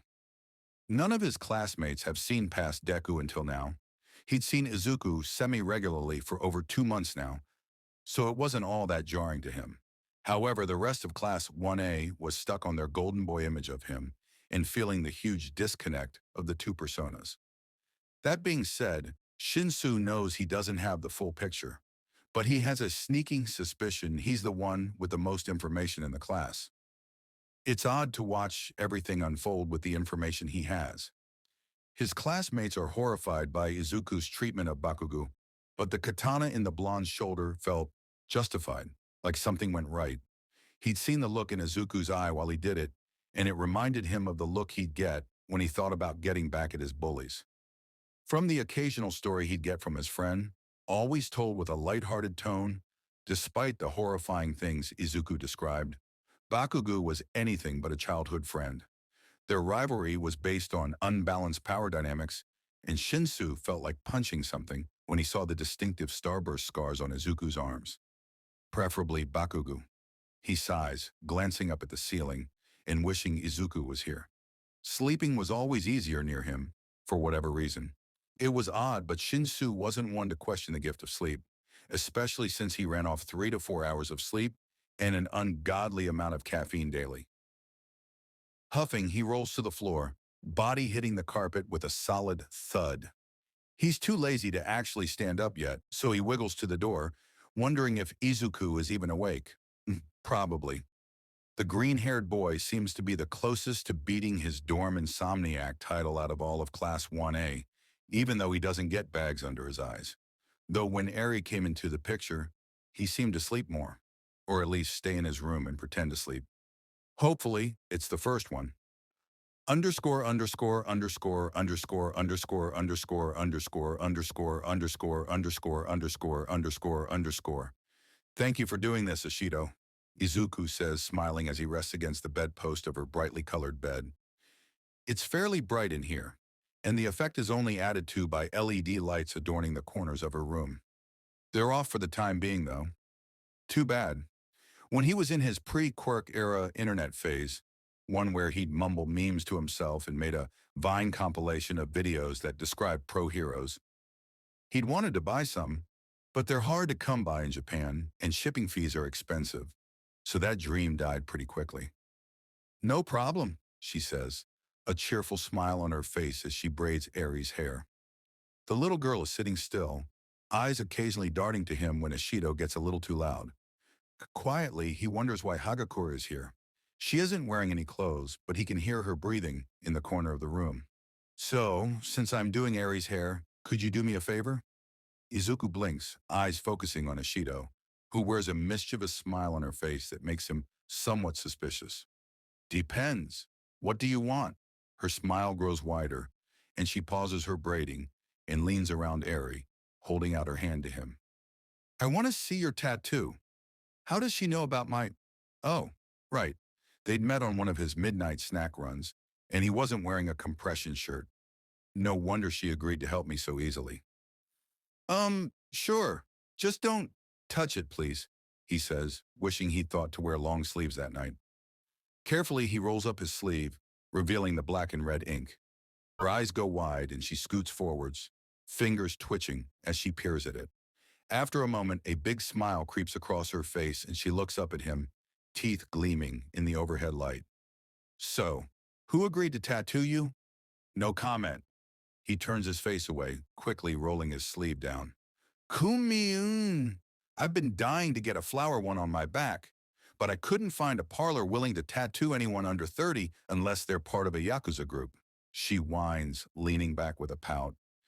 Yeah, most tattoo parlors are owned by Yakuza, or former Yakuza nowadays, or they're run by foreigners, which makes it hard to communicate exactly what you want. He nods, absent-mindedly rubbing his wrist. Exactly. I've wanted one since I was 10, and I've been all over Japan, but no one wants to tattoo a minor or whatever. Even though they're probably doing more shady stuff than giving me a frickin' tattoo, Ashido exclaims, huffing as she moves back to doing Aries' hair. Izuku snorts. Well, the person I got this from doesn't have a tattoo parlor or anything. It's his hobby. And he's a friend, so yeah. Sorry? She smiles, her fingers back in Aries' hair and moving at a steady pace. Don't worry about it. I just got super excited when I saw that you had one. I thought I might get lucky, you know? He nods, and with that, the conversation changes to other things. Underscore, underscore, underscore, underscore, underscore, underscore, underscore, underscore, underscore, underscore, underscore, underscore, underscore. Yaoyorozu checks her phone, which has been buzzing regularly for the past 5 minutes, wondering what's going on. One A girls only group chat. Alien Queen emergency meeting in my room. Invisible but not seen. This is serious. I wonder what they want to talk about. She thinks, gracefully getting to her feet. By now she knows that an emergency meeting is probably just some interesting gossip about her classmates, which she doesn't mind, but it is rather inconvenient when they blow up her phone while she's trying to study. Carefully skirting around the edges of her large bed, she slips out of the door, meeting up with Suyu in the elevator. They give each other a cursory nod, but the ride is quick enough that it doesn't require conversation. They open the door to Mina's room, only to find her practically vibrating and speaking gibberish to a space that Yayorozu assumes is Hagakure.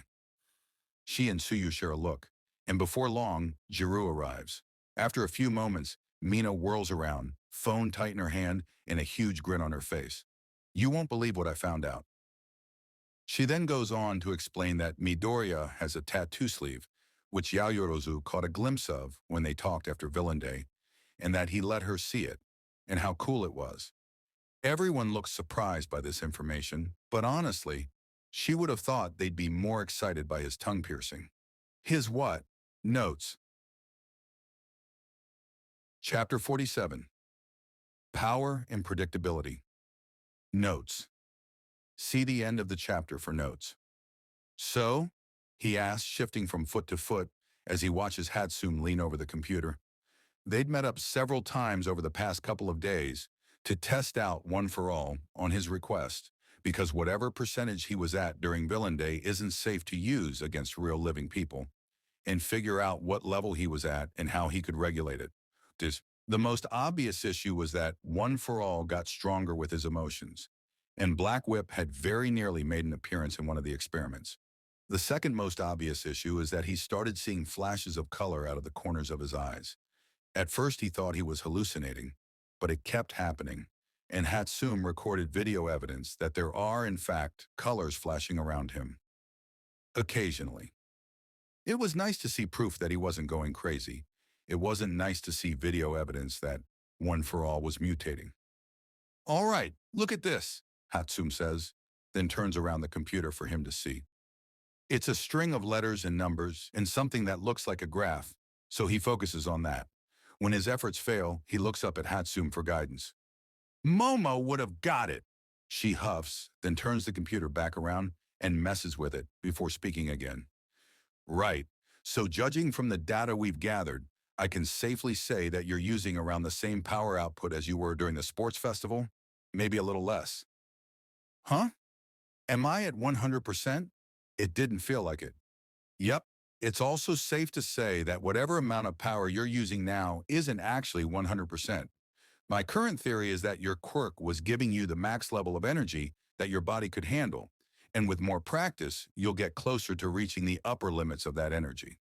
That was his original theory, though the extra energy was not part of his plan. All Might had said that without preparation, it could blow people's limbs off.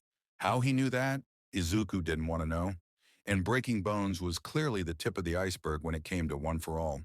But the amount of force he'd used during the sports festival was at the same level as All Might's. Then what is the actual 100% like? Basically, the more you use your quirk, the better you'll be able to handle the energy, and the stronger you'll get. Oh, I found out something cool. Do you want to see? Izuku blinks, then slowly nods. watching Hatsum click through the computer with mild suspicion. He trusts her to make interesting inventions and good machines, but he doesn't want to be in the lab if she's making them. Explosions are not his thing. So, see this? She turns the screen to show him a clip of All Might fighting Toxic Chainsaw, that's ironic, and then grins at him expectantly. He narrows his eyes, peering at the screen as he watches the symbol of peace punch the living hell out of the villain. He's using the same level of power I was using at the sports festival. He murmurs, looking back up at Hatsum for confirmation. And that's one of his highest recorded forces. That means you're probably on par with All Might's strength at this point. No wonder you asked me for All Might proof, babies. The green-haired boy chokes, eyes widening as he gapes at Hatsum, who seems absolutely thrilled by the situation. Say, why don't you lend me some of that power for my babies? Between you and Momo, we could make some beautiful babies. How is she completely glossing over the fact that I'm stronger than the symbol of peace? Never mind that. Just how much energy is there? From what he'd seen of short, shaky clips taken of a few holders in action, it doesn't grow all that much. It usually fuels the user's quirk into a wilder, more powerful version of itself, and makes the user's bodies about as strong and fast as someone with a minor enhancement quirk. But all of that came at the cost of control, which is why all of the holders had taken at least a year-long break to get a handle on the new versions of their quirks. But All Might apparently only received it when Nana fought All for One, and he made his debut in America mere months after that. Assuming he'd stopped to grieve, it wasn't that much time at all. And on top of that, Gran Torino had flat out told him that All Might was a natural with the power and only needed to learn how to fight properly for One for All to be usable. He sighs. Another dead end at All Might. Seriously, what about the guy that set him apart from other holders? He wasn't smarter. He didn't understand how the quirk works. He got a life-threatening injury and fought All for One, and yet somehow he's still alive and well into his 40s. Hell, he didn't even have an original quirk to build on. Wait, hold on. That was it. That's the reason All Might was the outlier in all his theories. He was quirkless. He didn't have to relearn how to use his quirk. He just had to master one quirk and learn how to punch so he didn't kill people. In fact, since he didn't have a quirk at all, maybe 10 million. You listening? He blinks, then shakes himself out of his daze. Yeah, sorry. There'd be time to think this over in his dorm, when he wasn't next to a hyperactive inventor that was prone to making things explode when she's bored. Anyways, I'll work on that power measuring bracelet you asked me for.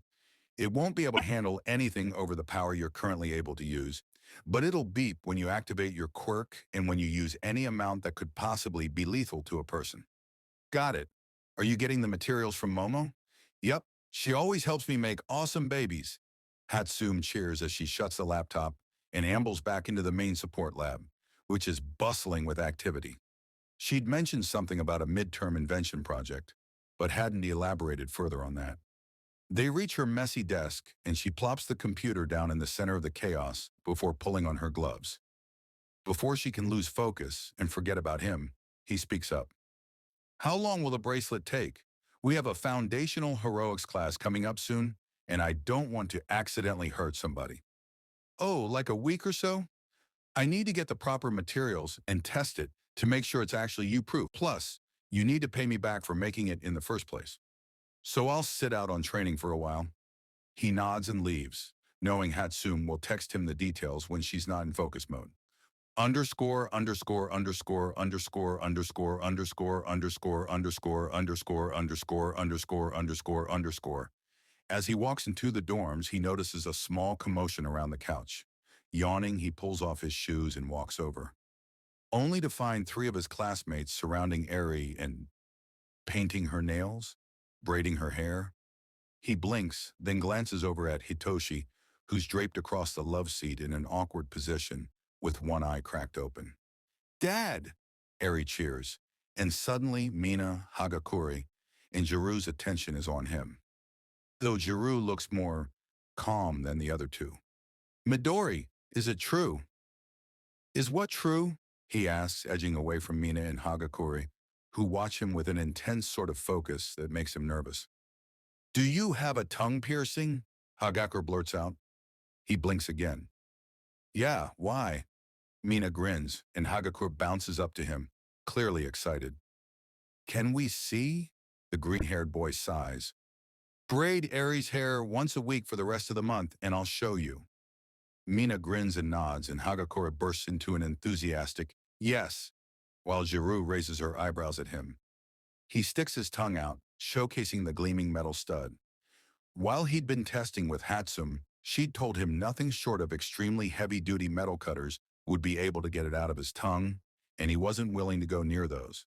They looked like improvised torture devices. So the piercing stayed. He didn't really care, to be honest. It wasn't against the rules, and he kept the mouthpiece and a flask of the flammable liquid on hand in case of emergencies. That's so cool! Awesome! Where'd you get it from? Jiru asks, looking a little more interested than before. Mei Hatsum. The purple-haired girl's eyebrows raise even further, and she grimaces in recognition of the name. I'll pass then. She's kind of... Izuku shrugs non-committally.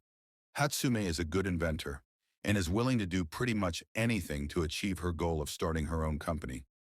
As long as you offered her help towards that goal, she made a fairly useful ally. Her unpredictability could be a lot at times, but once you started to expect it, it wasn't all that bad. I'm going to make food. Do any of you want some? He asked, deciding to change the topic from Hatsum's general stability. Yeah, sure. Absolutely. Please, Hitoshi groans. He snorts, then flashes Eri a smile and disappears into the kitchen. Underscore, underscore, underscore, underscore, underscore, underscore, underscore, underscore, underscore, underscore, underscore, underscore, underscore. Eri snores softly against his chest, and Hitoshi is fast asleep on his bed, a lone arm sticking out of the pile of blankets. Third's quirk is quickly becoming one of his favorites, since it's so passive that even someone who has regular contact with it just assumes Izuku has a soothing voice. It's also one of the only quirks he can practice with without risking breaking something in his room. Float is manageable unless he falls. Regeneration and danger sense don't need to be practiced, but closely monitored for their respective dangers to his well-being. And Black Whip fluctuates between easy to control to an eldritch monster that crawled out of the pits of hell to destroy his room. And stealth still hasn't come in, much to his annoyance. Of course, he knew why. By now, he'd been in enough high-stress situations where a new quirk activated that he noticed the correlation between the quirk he got and the thing he urgently needed in the dangerous situation. Danger sense came in when he was too exhausted to dodge a punch during a sparring session. Black Whip came in when he was feeling so much that he could barely talk or look at another person. Float came in when he was falling to his death. There's a pattern there, just like most things, with One for All. As he scribbles in his notebook, he hums quietly, the sound filling the room with a blanket of peacefulness. He'd mastered not putting himself to sleep with it, thanks to Hitoshi's demand of 2 nights of sleep a week for babysitting Eri, and from his observations, the quirk is a lot more powerful than when Third had it. Making people sleep was the tip of the iceberg.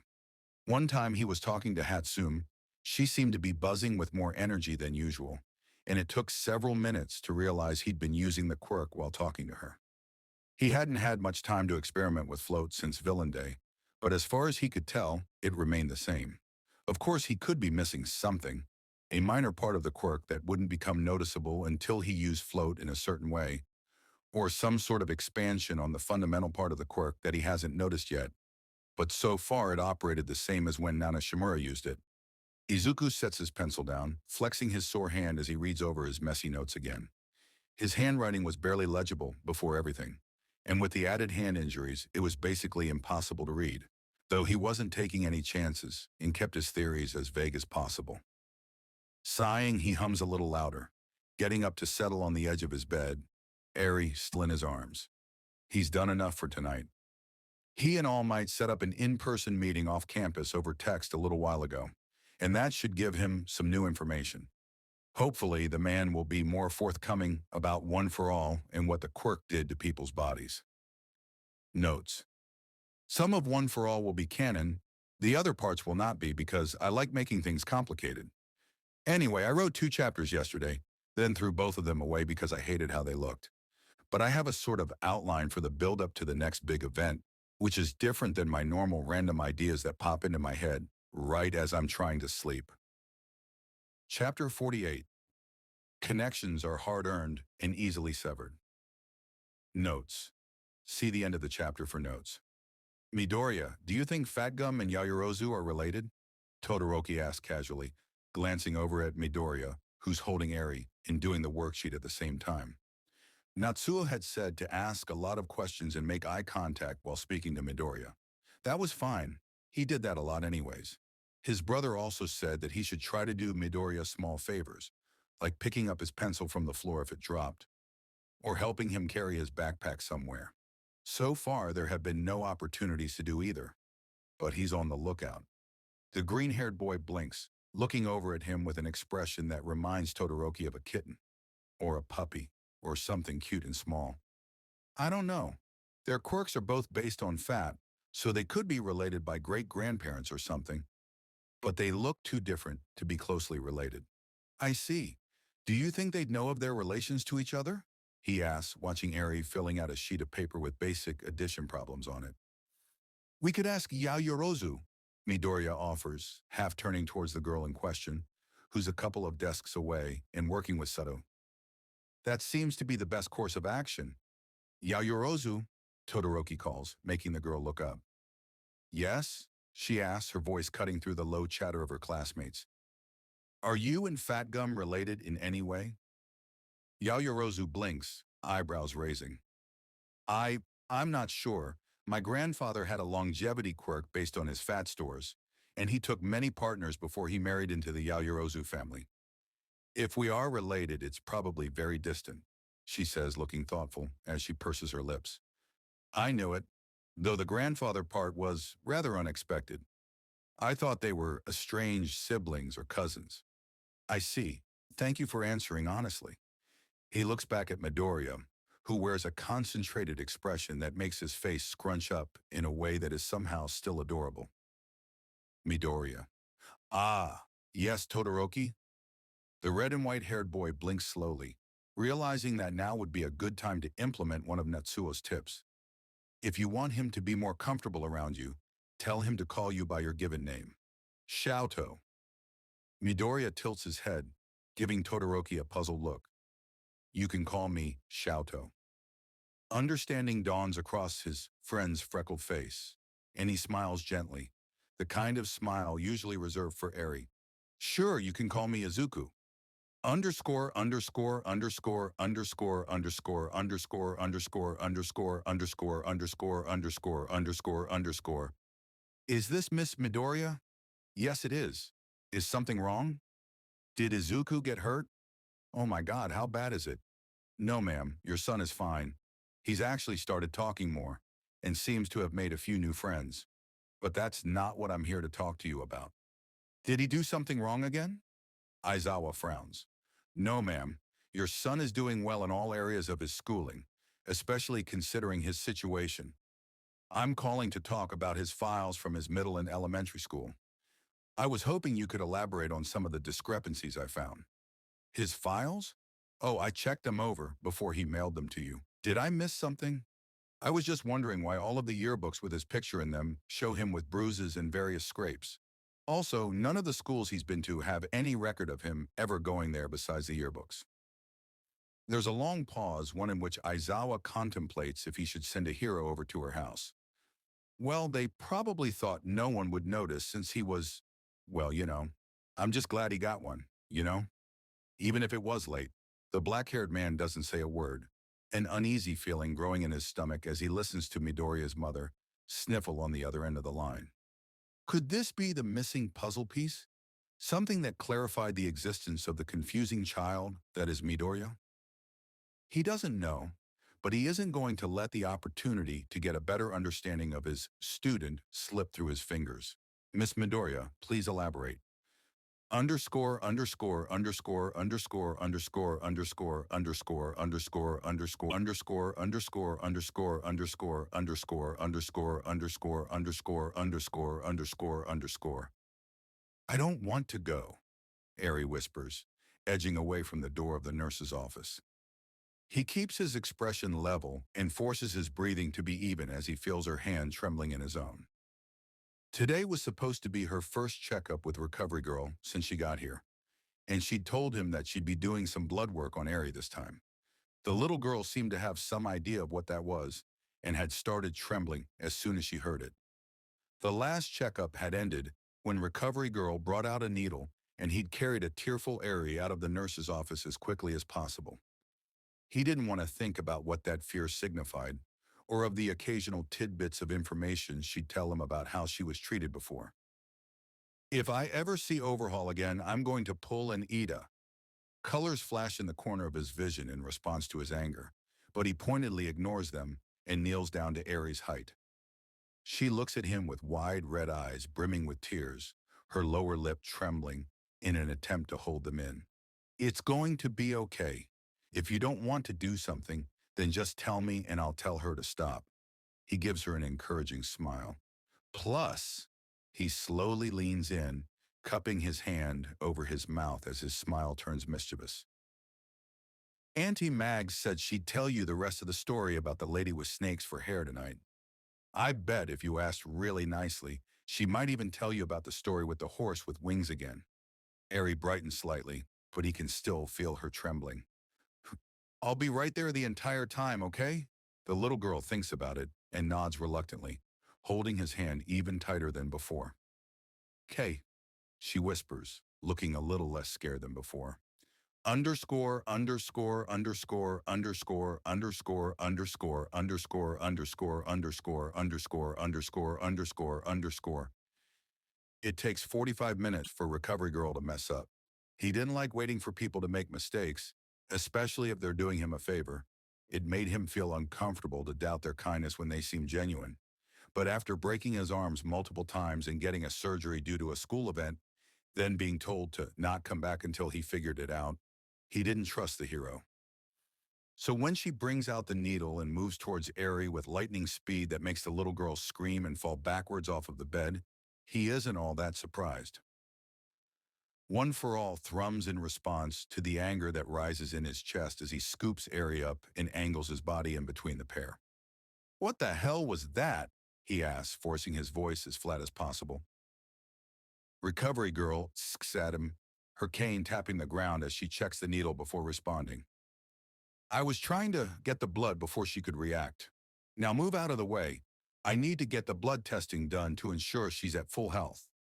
"Didn't you just do several other tests that you yourself said would ensure you knew about her overall health?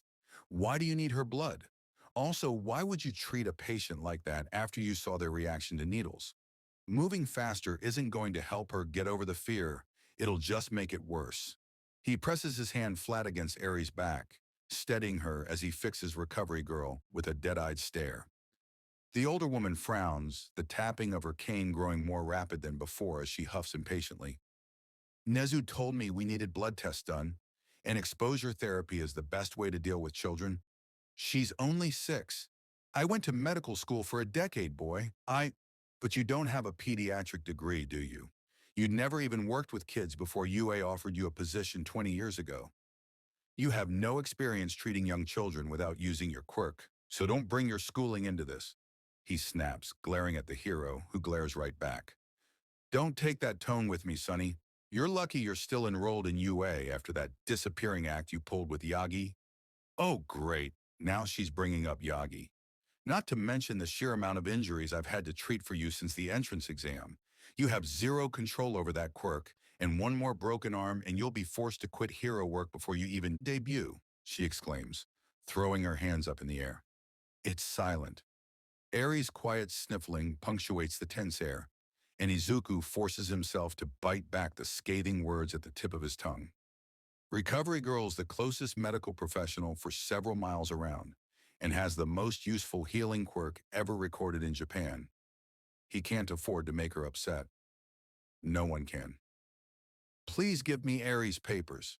We'll come in and do blood work at a later date."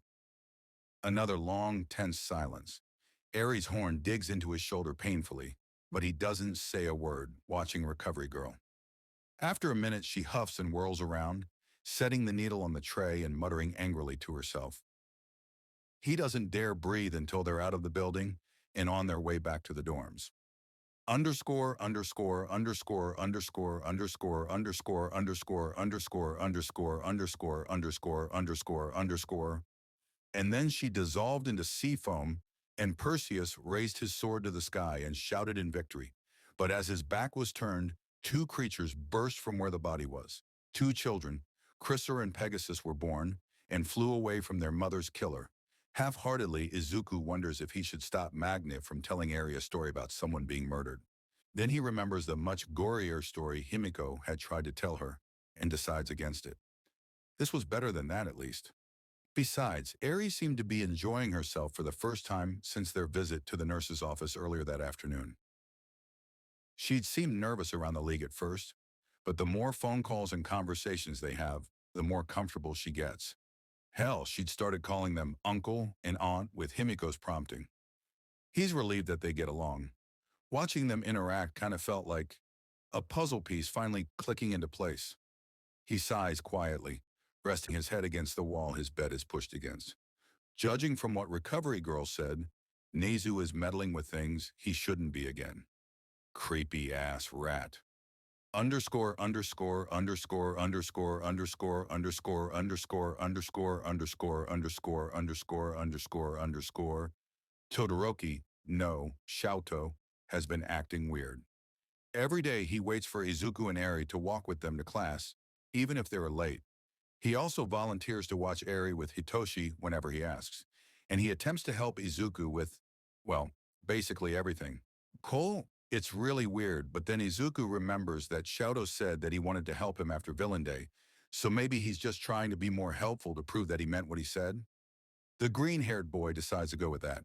He's been up to his neck in paper since his visit to Hatsum, and he's been trying to narrow down the theories he'll talk to All Might about during their meeting. Unfortunately, there would be no way to deny One for All mutating when there are random flashes of color flickering around him when he gets too emotional. But he can pretend that's extent of its growth. So he's been reviewing his theories and picking out the most censored ones. Ones that won't give All Might a heart attack. Not the one where he goes on for several pages about how there are most definitely copies of people in One for All, and that All for One is probably there too. That's a conversation they'll have far, far down the line, when All Might proves himself trustworthy and willing to give information to Izuku without prompting. The green-haired boy sighs, slumping in his chair. He wishes he organized this better, but most of the theories were done while he was running on an hour of sleep and several energy drinks, so he couldn't really blame himself for that. Only a few more days. Hopefully, he'll be ready by then. Yeah, notes. More of Todoroki unknowingly romancing Izuku and Izuku being oblivious. Plus, a personal headcanon of mine for Yaoyorozu's family. My posting is going to be inconsistent for a while because finals are coming up, but I'll make sure every chapter is worth the wait. Thank you for reading, and have a wonderful day-night. Chapter 49. Izuku's terrible, horrible, no good, very bad, day. Notes. See the end of the chapter for notes. Eri, could you stay with Hitoshi and Shouto for a few hours? I need to go do something, he asks, kneeling down to reach her height. She gives him a nervous look, fingers clutching his hand a little tighter, as she glances over her shoulder at the two boys on the couch. They'd agreed to watch her while he went to talk with All Might, but she seemed more than a little reluctant to let him leave. He can't say he blames her. Leaving her alone in a school with Nezu anywhere near her makes his skin crawl, but Yagi is going to be with him, and Aizawa can't erase Hitoshi and Todoroki's quirks. They'd promised him to not, any under circumstances, allow any teacher near her, and they'd seemed to notice how serious he was when he said it. I don't want you to go, she murmurs, eyes darting to the pair, who both are on their phones to give them some semblance of privacy. What if? His heart clenches as her grip on him tightens. From what he'd been able to gather these past months, her father had disappeared on her 4th birthday, likely due to her quirk, which he still was unsure of, though he kept an eye on her horn, which seemed to grow a little each month. And her mother had left her with the former Yakuza boss, her grandfather. Something happened, and Overhaul got his hands on her. Then he took her away from the only place she'd ever called home, even if it was shitty and horrible, and left her here, which only served to amplify any abandonment issues that were already there. She clings to him like a tree most days and hates it when he goes to the support labs because he can't take her with him. How can I help her? The little girl peers up at him with a quivering lip, clearly on the verge of tears. They hadn't been separated for this long of a time before, and he's more than a little worried himself. Suddenly an idea pops into his head. Okay, he mumbles to himself, carefully tugging of the red gloves Yanagi made for him. How about this? I need these gloves for my hands, and I can't go for a long time without them. So you can hold on to them while I go out, and I'll have to come back, he says, holding them out to her. Eri stares at the gloves, understanding slowly dawning across her face. Delicately, she takes them from him, examining them carefully as the unshed tears in her eyes glimmer. Do you have to go? She whispers, tiny hands holding the red material tightly. He sighs. Yeah, but I'll be back soon. He reaches out and gently ruffles her hair. Izuku stands and gives her one last smile, then glances over at the boys, who look up at his attention. We know the drill by now. Hitoshi shoots him a lazy smile, but there's a question hidden behind it. He gives them a tight smile. Thanks, I owe you both. Just keep on putting me to sleep with whatever sorcery you use and we'll be good. Hitoshi shrugs, a hint of worry in his eyes. The green-haired boy's smile softens into something more genuine, and he looks over at Todoroki, who's quietly kneeling beside Eri and murmuring something to her. He decides to leave those two to it. With that, he pulls on his shoes and a jacket, then leaves the dorms, notebook in his pocket, and a determined expression on his face. Underscore, underscore, underscore, underscore, underscore, underscore, underscore, underscore, underscore, underscore, underscore, underscore, underscore. Light gray clouds cover the sky, casting everything in a dull light. The air chills his nose as he steps off the train, hands already aching, despite being stuffed deep into his pockets. All Might had asked for a meeting, but he'd requested a place other than UA, and the hero had agreed. That was a good sign, right? He decides not to dwell on it, his steps brisk and sure as he walks the path he memorized from his phone. He's a couple minutes late because of Eri, but he doesn't mind. She deserved the world, and All Might wasn't going to die waiting for him. He pauses and grimaces as he remembers the sickly thin body of the symbol of peace. Actually, let's not jinx it. Quickly, he starts walking again. There aren't as many people out here as there usually are on a weekend, but it's probably because of the weather. As he walks down the street, he watches colors flicker out of the corners of his vision. Despite his best efforts, he can't get stealth to activate, and he can't just push himself to exhaustion like before. Otherwise, Eri wouldn't have anyone to take care of her. The green-haired boy sighs, his breath puffing out and creating a faint cloud of fog in the air. Why is everything always so complicated? In a matter of minutes, he finds himself in front of a Western-style cafe with lush green plants creeping up the walls. Somebody probably is using their quirk to keep it alive. There's no other way the plant would survive in the quickly dropping temperatures of the coming winter. The windows at the front allow him a better look inside, and he catches sight of a mane of stringy yellow hair at the corner of the cafe. Hey now, he's here. Izuku takes a deep breath, squares shoulders, and opens the door, basking in the warmth and smell of warm chocolate that wafts out of the cafe. It'll be fine. Underscore, underscore, underscore, underscore, underscore, underscore, underscore, underscore, underscore, underscore, underscore, underscore, underscore. Yagi fidgets nervously with his coffee cup, moving it from one corner of the table to the other, as his head swings to the door every time the bell jingles. His large fingers lace together, then unlace, then he shifts in his seat, eyes drifting to the door once more. All Might. The blond man jumps at the voice, his head turning to the person beside him. Yes, Mirai. His former sidekick gives him a careful pat on the hand, though he looks somewhat uncomfortable with the contact. It'll be fine. If anything, he should be grateful for continuing the legacy of someone as powerful as you. the green-haired man assures him, voice strong and sure. It makes Yagi relax. Sir Night Eye's presence reminds him of better times, ones where he could soar from one end of Japan to another in 30 minutes and not feel copper coat the inside of his mouth constantly. Hey, you two. I don't want to break up your moment, but are you sure I should be here? Detective Tsukoshi asks as he leans against the back of his chair, a full cup of coffee in hand and two empty ones on the table. The symbol of peace furrows his brow, opening his mouth to reassure his friend that his presence is appreciated and needed during this meeting, only for the bells to jingle. His head instantly snaps up, and he makes eye contact with a pair of familiar green eyes. Despite himself, he lights up and enthusiastically gestures his successor over. The boy shoots him an amused look, then gestures towards a cashier. Yagi pauses, then realizes what the boy is asking and nods, a smile on his face. The boy returns it briefly, and Yagi feels a ray of hope glitter in his chest. Maybe Gran Torino was right. Maybe his successor could still be reasoned with.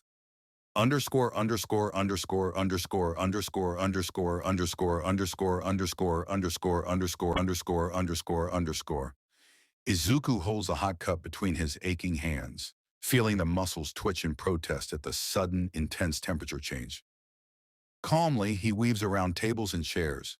There are a lot of people in here, since the cafe is pretty well known for its Western pastries, making his way over to the half-hidden corner All Might had chosen to sit in. As he draws closer, he notices a familiar head of slicked-back green hair with a single stripe of yellow in it. His even steps falter, and he squints, checking to make sure that's who he thinks it is. Sir Night Eye is here? He frowns. All Might hasn't had contact with the man since he got his injury, and they hadn't agreed on any third parties. When did All Might get into contact with him? Does Sir Night Eye know about One for All? Did he tell All Might about Izuku calling him a pedophile? The boy's ears go slightly pink as he remembers all of the insulting things he said to All Might's one and only sidekick. God, this is going to be awkward. He schools his face in a neutral expression, noting the detective that tried to question him after he went missing at the table beside the two men. He has his back to the pair and a placid expression on his face as he sips coffee, though his eyes are sharp and watchful. That can't be a coincidence, can it? One for All hums beneath his skin, faint sparks of electricity dancing off of his skin before he tamps it down. I'll take that as a strong no from you. Sighing, he clutches his cup a little tighter. Two other adults All Might hadn't informed him of are going to be within hearing vicinity of their conversation. We're off to a strong start, he thinks, resisting the urge to roll his eyes as he starts walking to All Might's table again. He wants answers, and he's going to get them, former sidekick be damned. The blond man is hunched over, whispering with Sir Night Eye, who seems less than pleased with whatever he's hearing. Yagi. He sets the cup down on the table and slides into the empty seat. Both men look to him, their faces both taking on drastically different expressions when they recognize him. My boy, wonderful to see you. How was the walk? All Might smiles, the expression looking more like a grimace on his emaciated face. Sir Night Eye stares at him with undisguised disbelief and anger, but once the symbol of peace starts talking, his face goes neutral, though Izuku can see the anger simmering underneath. Cold and a little later than I wanted it to be. Sorry about that. The green-haired boy gives them both a nervous smile, tapping on the rim of his cup lightly. It's no problem at all. I'm just happy you made it, seeing as we have some things to clear up from our last conversation. Izuku raises his eyebrows slightly, lightly trembling fingers carefully tracing over the rim of the cup as he looks over at Sir Night Eye. All Might notices his stare and gives him a reassuring smile. No, don't worry, Mirai's aware of my secret. He's here to back up my story and verify what I'm about to tell you. He tilts his head slightly, eyes flicking up and down Sir Night Eye, before looking back to All Might. The sidekick's eye twitches. New information about One for All, huh? That'll be useful. Maybe explain the weird gap in information between the 5th and the 8th. Okay. The one-word answer makes Sir Night Eye's entire body twitch, and his eyes flash with anger, but he doesn't speak, his thin lips pressing together tightly as he levels Izuku with a glare. He pays the hero no mind. All Might smiles, looking pleased with his answer as he straightens slightly, looking a little like a wilting flower perking up at any sort of attention or care. Wonderful. Well, the last time we spoke, I feel as though I might have not explained myself properly. I'd like to do so now. Then I'm sure you'll understand the true danger that you-know-who posed to the holders and why I chose to keep his existence from you. All Might says, voice confident as he speaks. Oh, the blond man is still talking, but he feels like he's underwater. The cold of the water shocking him into silence and muffling all of his senses. He didn't listen to me, did he? He watches as the emaciated form of the symbol of peace gestures grandly in the small, cramped space, the fresh blood at the corners of his lips glimmering in the little light there is. Beside him, Sir Night-Eye watches the man with blatant admiration and respect. And even the detective is paying attention, admiration shining from his eyes as he watches All Might. For a moment, the clouds above them break, and a ray of sunshine glows down on All Might, who flickers.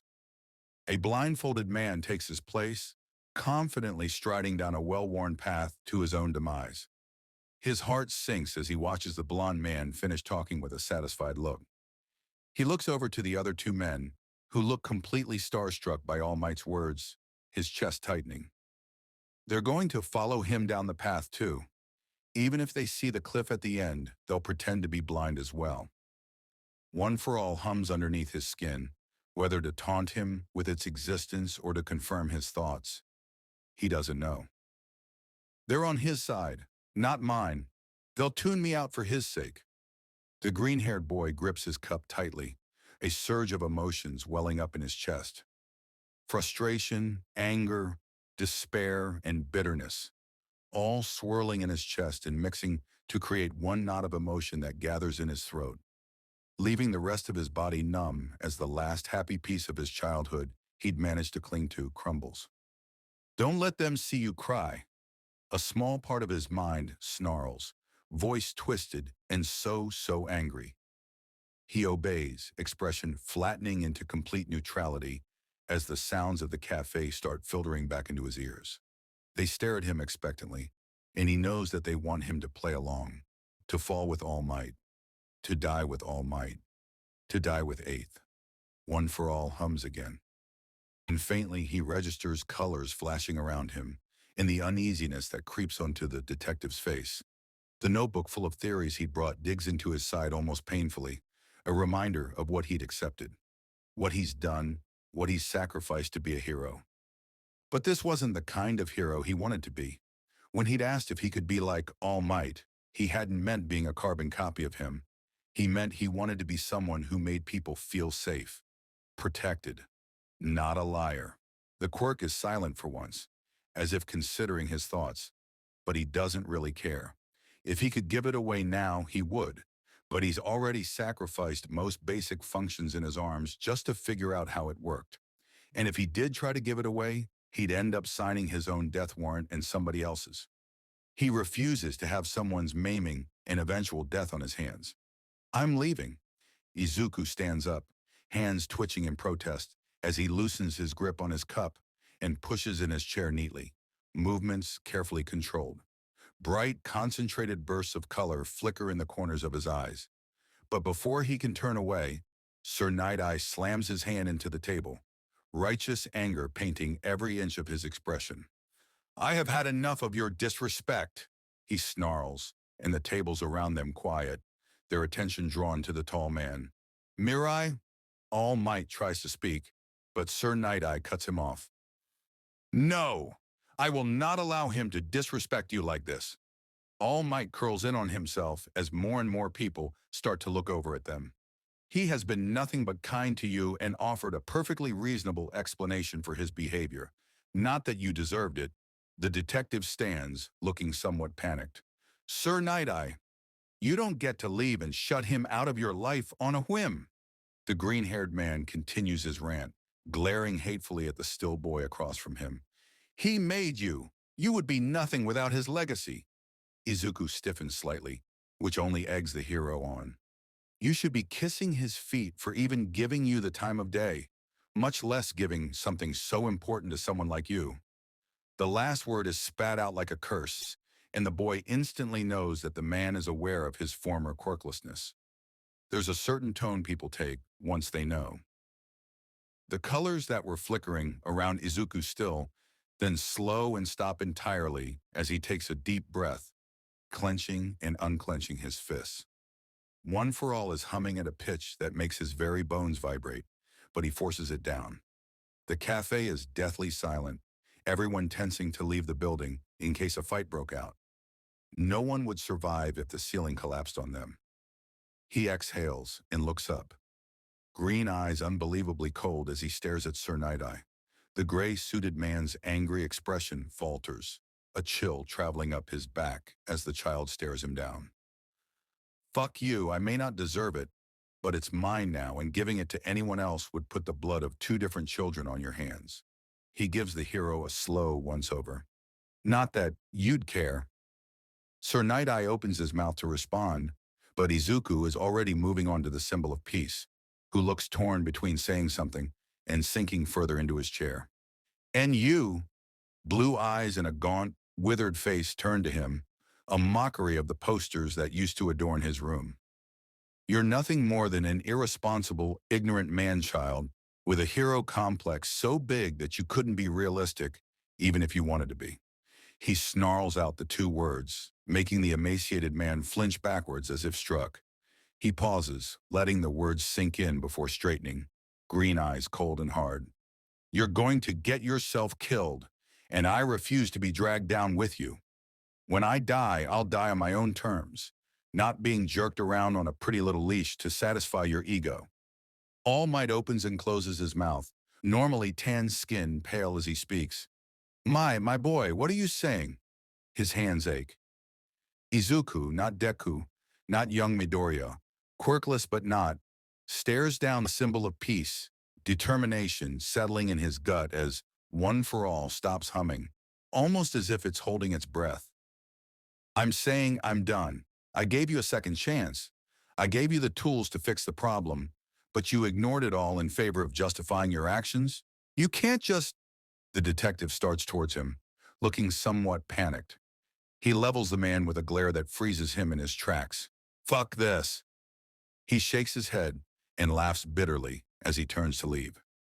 He's reached his bullshit tolerance for today, and tomorrow, and the rest of his life. This situation is so completely fucked that it's almost hilarious. Congratulations, Izuku. You get a quirk. Now work yourself to death and get killed by the organization of a 200-year-old dude who probably isn't even alive. Did I mention you get to have a bunch of discriminatory assholes as classmates and almost no contact with the only people who didn't give a shit about your quirklessness? Suddenly, a hand grips his wrist in a tight, almost suffocating grip that his stomach churn. He turns around to see Sir Night-Eye, whose face is a shade of red that can't be healthy as a vein pulses in his forehead. They lock eyes, and the hero's glare is strong enough to make plants wilt. Apologize, he hisses, the vein in his forehead throbbing as his spit sprays across Izuku's face. One for All picks up again, the humming so loudly that he's sure Sir Night-Eye can feel it as colors flash around him. Oddly enough, there's an invisible wind that ruffles his hair, almost affectionately. Before he can address that weird phenomenon, the hero's eyes swirl into black and purple, a sign of foresight activating. Sir Night-Eye stumbles backwards with a broken-off scream, landing on the floor and clutching his head tightly. The boy stares at the man for a moment, contemplating figuring out what the fuck just happened before deciding he's had enough for the day, and One for All's weirdness was appreciated, just this once. It hums lightly in response to this thought, which he pointedly ignores as well, as he gives the three men a cold stare. Don't contact me again. With that, he walks out of the cafe, discarding his drink and stuffing his shaking hands into his pockets. Underscore, underscore, underscore, underscore, underscore, underscore, underscore, underscore, underscore, underscore, underscore, underscore, underscore. All Might gapes at the spot where Midoriya, his successor, his kind quirkless boy, was. wondering if he hallucinated. He turns to Tsukochi, who seems to be staring at the same spot he was. Did you? I saw. His friend nods, eyes still fixed on the spot. Do you think we were hallucinating? God, he hoped it was a hallucination. He's never seen that look of disappointment on Nana's face before, and it makes his gut sink just remembering it. At the same time, probably not. They fall silent. Sir Night-Eye hunkers down on the floor, eyes haunted as he clutches his nose with a bloodied hand. His formerly light gray, perfectly pressed suit is a mess, and droplets of crimson blood staining it. But he doesn't move, trying to make sense of the fragmented images and glowing eyes and outstretched hands that came in place of the usual tape reel of the future. Something is wrong. Notes. Shit hit the fan. It took a couple drafts to get this interaction right. I kept on messing up Sir Night-Eye's character and ended up taking Gran Torino out of the scene entirely. But this one was the one I was most satisfied with. I probably should have added an All Might bashing tag, but I'm just slandering everyone in UA at this point. So why change it? Yeah. Anyways, One for All is somewhat sentient, in case you couldn't tell. It's also a lot nicer than Izuku thinks it is. But some of its actions come off as unfriendly. Who am I kidding? All of its actions come off as unfriendly. No wonder Izuku thinks it's trying to kill him or drive him crazy. Have a wonderful day, Knight. It's Chapter 50, Izuku's Terrible, Horrible, No Good, Very Bad, Day PT2 Summary, TW, Talk of Suicide, Mild Body Horror, I think, and Dead People Trademark. If you are sensitive to any of these topics, this chapter might not be for you. It's kind of everywhere. Notes. See the end of the chapter for notes. A sea of lights twinkle below him, their brightness barely muted by the unrelenting torrents of rain that fall from the black sky. Icy water trickles down his back, his soaked jacket doing nothing against the downpour. His curls hang low over his eyes, heavy from the water. He stares at the near-empty street below his feet with a vacant expression, mind entirely empty. He can't remember exactly how he got here, or what here is, but it's silent. Aside from the sound of water hitting concrete, it's peaceful. His hands twitch at odd intervals, making pain shoot up his limbs. They've long gone numb from the cold, and since none of his clothes are waterproof, his hands have become swollen despite being shoved deep in his pockets. He blinks, water droplets that his lashes collected splashing onto his face in an odd sort of mimicry of tears. A warm yellow light flickers over his shoulder, casting his downturned face in dim light. It's been there since he left the cafe, since he realized he was alone with a secret quirk that could change history itself if revealed to the public. Thunder rumbles above him, disrupting that train of thought. He sighs, his breath billowing out in a cloud of white mist that quickly disperses under the rain. Red flashes under him, and he blinks, eyes focusing on the spot where it was. Eri, his lips part, a faint look of surprise crossing his formerly expressionless face. Eri. The little girl with red eyes and a small, hesitant smile that grew more sure by the day. A spark of hope he'd promised to protect and grow. His fingers twitch violently, sending sharp pains up his wrists and arms. I need to go back. The first coherent thought he's had in hours echoes through his empty mind, and something like resolve settles in his chest. He told her he was coming back. He can't break her trust.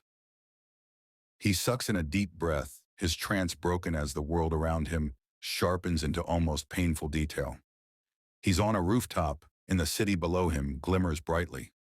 The clothes that stick to his skin feel as if they weigh 1,000,000 pounds, and his hair is plastered to his forehead. Icy water runs down his neck and back, making him shudder. His skin is almost painfully numb, and as he swallows, he notes that his throat hurts. How did I even get up here? Most tall rooftops in Japan are restricted, and he's in an area of Mustafu he doesn't even recognize. Well, I guess it doesn't matter. He pulls his swollen hands out of his pockets, gripping the safety rail firmly as the cold metal bites into his hands. When he pulls himself into a standing position, the yellow light over his shoulder flickers violently, and several other colors flash in the air around him. Green electricity crackles, the sound and brightness disturbing the rain rolling off of his skin. He forces One for All down, teetering slightly as he turns toward the railing, swollen fingers twisting around the bars tightly as he hauls himself over the slippery metal and onto solid ground. The lights die down and slowly fade out when his feet touch the ground, until only the yellow one remains. He stares at it for a moment, watching it drift closer. It emits an odd sort of warmth, and the light seems to grow brighter as he watches it. After a long moment, he looks away, stuffing his hands back into his soaked jacket and heading for the doors at the far end of the roof. Hopefully he's not too far from a train station. Underscore, underscore, underscore, underscore, underscore, underscore, underscore, underscore, underscore, underscore, underscore, underscore. A figure in the shadows of the roof lets out a quiet sigh as the door to the rooftop closes behind the small, green-haired boy. They were worried that they'd have to talk the kid down. They'd never tried it before, and they had a feeling their reasons for living wouldn't really be counted as healthy or helpful to someone suicidal. They sigh again, running a hand through their wet hair and picking up their bag of food. Thank goodness the containers were waterproof, otherwise their meal would have been ruined in seconds. It'll probably be cold by the time they get back to their apartment, though. Damn, I wish I knew how to use a microwave. Underscore, underscore, underscore, underscore, underscore, underscore, underscore, underscore, underscore, underscore, underscore, underscore. His hands are painfully stiff by the time he steps onto the platform for UA, but his anger is down to a low simmer. He won't lash out at anyone because of his own issues. He refuses to act like Bakugu. The night air nips at his numb nose as he buries his face in the soaked collar of his jacket, seeking some sort of protection from the unrelenting cold. He's tired, exhausted, hands shaking. From the cold or the pain, he's not sure. He swipes his student ID in a slot and watches the light turn green. The lock clicks and he reaches out, clutching the cold metal handle with a swollen hand. As he pulls the door open, his skin prickles at the familiar feeling of cameras on him. It takes 10 minutes to get back to the dorms, the street lamps above him lighting his way down the red path. As he walks, he focuses on the sound of the rain hitting brick instead of the emotions he'd been ignoring for hours. Hell, for years. Dimly, he notes the glowing yellow light floating over his shoulder is still there. It hasn't done anything to warrant suspicion, though, so he ignores it too. The large Heights Alliance sign towers over him as he makes his way towards the dorm building, which emits bright light and warmth that seems to physically repel the rain. Quietly, he trudges up the stairs, pausing right before the door that marks the entrance. He examines it for a long moment, half wishing that it would turn into a swirling mass of blackish purple mist. But he can't take his problems to the League either. If he says too much, they might figure something out that could get them hurt. They don't have as much protection or support as UA students. Familiar hollowness settles in his chest, and he exhales, a cloud of steam forming in front of his face. I need to soak my hands.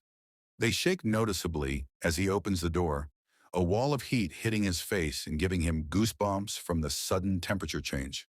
He closes the door quickly, then leans down and struggles with his shoelaces for a moment before just kicking them off and tossing them into their usual place on the shoe rack. He doesn't take off his jacket. It's plastered to his skin, and removing it is a struggle he isn't ready to deal with, and quietly pads through the hallway that leads to the common room. A few of his classmates are passed out on the couch, the credits to a movie rolling, and he can see Aoyorozu and Satu in the kitchen together. Silently, he slips past them and into the elevator. They should be in Hitoshi's room. The green-haired boy knocks on the boys' dorm as hard as his aching hands will allow. They're warming up now, and somehow it hurts more than the cold did. And waits, water dripping from his curls to the floor. Ida would have a fit if he saw me right now. It takes a minute, but Hitoshi eventually opens the door. His practiced expression of boredom falls when he sees Izuku's face, immediately morphing into concern. What happened? He shakes his head in response, avoiding the other boy's gaze. He can't deal with other people's emotions right now. Is Izuku back? Shadow calls from inside the room. There's more shuffling, then a small yelp, and Eri sprints past Hitoshi's legs and hugs him with a big smile on her face despite his cold, wet clothes. He smiles, a hand coming out of his pocket and resting on her hair. He hears a sharp intake of breath and looks up to see Hitoshi and Shoto in the doorway, both staring at his hands with undisguised worry. It's weird to see that much emotion in two people who are usually so inexpressive. Izuku, your hands. Shoto's eyebrows furrow as he looks up at the green-haired boy. Izuku opens his mouth to smile, to tell them it's all right, but no words count. He stands there for a moment, staring at his classmates, who look so concerned, so genuine that he can't lie to them. He doesn't have the energy to pretend he's okay right now. The world around him blurs slightly as he closes his mouth and looks down at Eri, who watches him with worry. His body sways and he reaches out and grabs the doorframe to steady himself. Dimly, he can hear Hitoshi and Shoto talking, but he can't quite make out the words. Black spots invade his vision, and the last thing he sees is a pair of hands reaching for him. Underscore, underscore, underscore, underscore, underscore, underscore, underscore, underscore, underscore, underscore, underscore, underscore. Black smoke curls around his body, rooting him in place. A few feet away from him, 7 figures stand, backs to something. Something big, something important, something he can't focus on. Because they're facing him, staring at him. 7 sets of glowing eyes bore into his soul, and he feels like his skin is being slowly peeled off from the attention. He tries to speak, only for the smoke to muffle it. He glares down at the accursed stuff. He just wants it to stop. He wants to sleep peacefully, to not be reminded of the legacy he'd taken on at every corner, to be reminded of the burden he bears, the one he took with naivety in his heart and a smile on his face. Is that what this is about? Is that why they're staring at him? Are they so angry that they deign to appear in his dreams? Are they going to attack him until he gives them to a more suitable candidate? Are they going to revoke all the quirks they forced on him out of spite? Are they going to undo all of his hard work and pain he went through and take All Might's side? Anger and fear swirl in his chest as one figure steps forwards, footsteps echoing despite the heavy black smoke. He tries to back away, fingers scrabbling at the smoke that covers his face, that muzzles him, restrains him. Why can't he move? He needs to move. A ragged, animalistic scream bursts from his lips as he flings himself away from the figure, the smoke making it feel like he's wading through honey. The sound echoes through the smoke too, and the smoky figure hesitates, their yellow eyes flickering as they stare down at him. Yellow, yellow. He's seen that shade of yellow somewhere before. But where? He pauses, staring at the smoky person above him, who's still hesitating. He knows he's used their quirk, but he doesn't remember which one they are. None of the smoky figures hold a resemblance to themselves when they were alive. The only way to tell them apart was eye color or height. Suddenly they swoop down, arms extended. He tries to get away, but the smoke slows him down and he's scooped into a hug? He freezes at the contact, a new scream dying on his lips as he registers how gently they're holding him. They're oddly warm, and he can feel the impression of muscles from beneath the smoke. A ghost is hugging me? The green-haired boy looks over to the other figures, who are stationary. Did one of them just wave at me? He stares at them, slack-jawed. He flinches back from the unmistakably feminine voice in his ear, eyes going wide as he stares at the ghost hugging him. That voice. He remembers that voice. He heard her apologizing to someone as he fell to his death. She's Nana Shimura, All Might's mentor. Is she going to kill me? Is she going to try to convince me to give One for All to someone else? I'm sorry. 9, 8, wrong. She flickers violently as her arms tighten around him, the smoke parting slightly to reveal a muscular woman with dark eyes and pale skin that glows from the inside with a brilliant yellow light. She's apologizing? To me? For 8, All Might, is she saying he's wrong? He stares at her blankly, watching as her expression drops into something like despair. Her hands tighten around his shoulders, as she tries to open her mouth, to speak, only for the smoke to swirl over her face once more, silencing her. She reaches up, tugging at the smoke, and Izuku watches, understanding dawning in his bright green eyes. The smoke does it to her too. Are the other holders stuck in place? They obviously have sentience, but how long have they had it? If it's been since the beginning, why did they give him their quirks? Why did they lunge at him and keep him from sleeping? What even is the black smoke? Why is the smoke stopping them seeing or communicating with each other? Unfortunately, he can't ask any of those questions. Instead, he stares at the ghost of a hero, watching her struggle with the smoke just as he has. She seems really upset. He watches her struggle, wondering if Ghost could bleed. Probably not, but that has to hurt, right? There was something under the smoke, something warm and present, despite her long-dead status. Unconsciously, he reaches out, stopping her from scratching at the smoke barrier. The glowing yellow eyes stare at him, smoke breaking slightly to reveal a lone dark eye.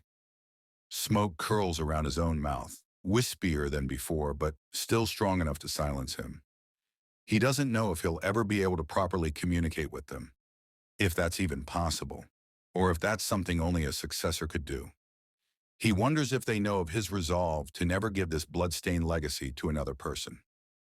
So he gives her a tired smile and clasps her gloved hand in his own.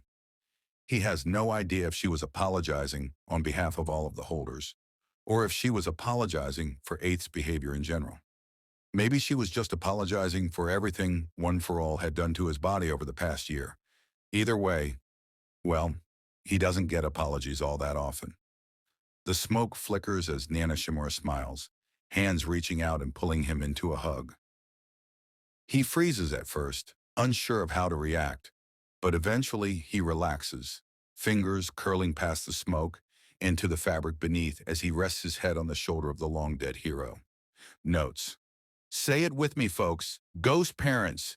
You thought I was going to torture Izuku more? No, I wouldn't do such a horrible thing to that poor boy. He's been through enough. Have a wonderful day night.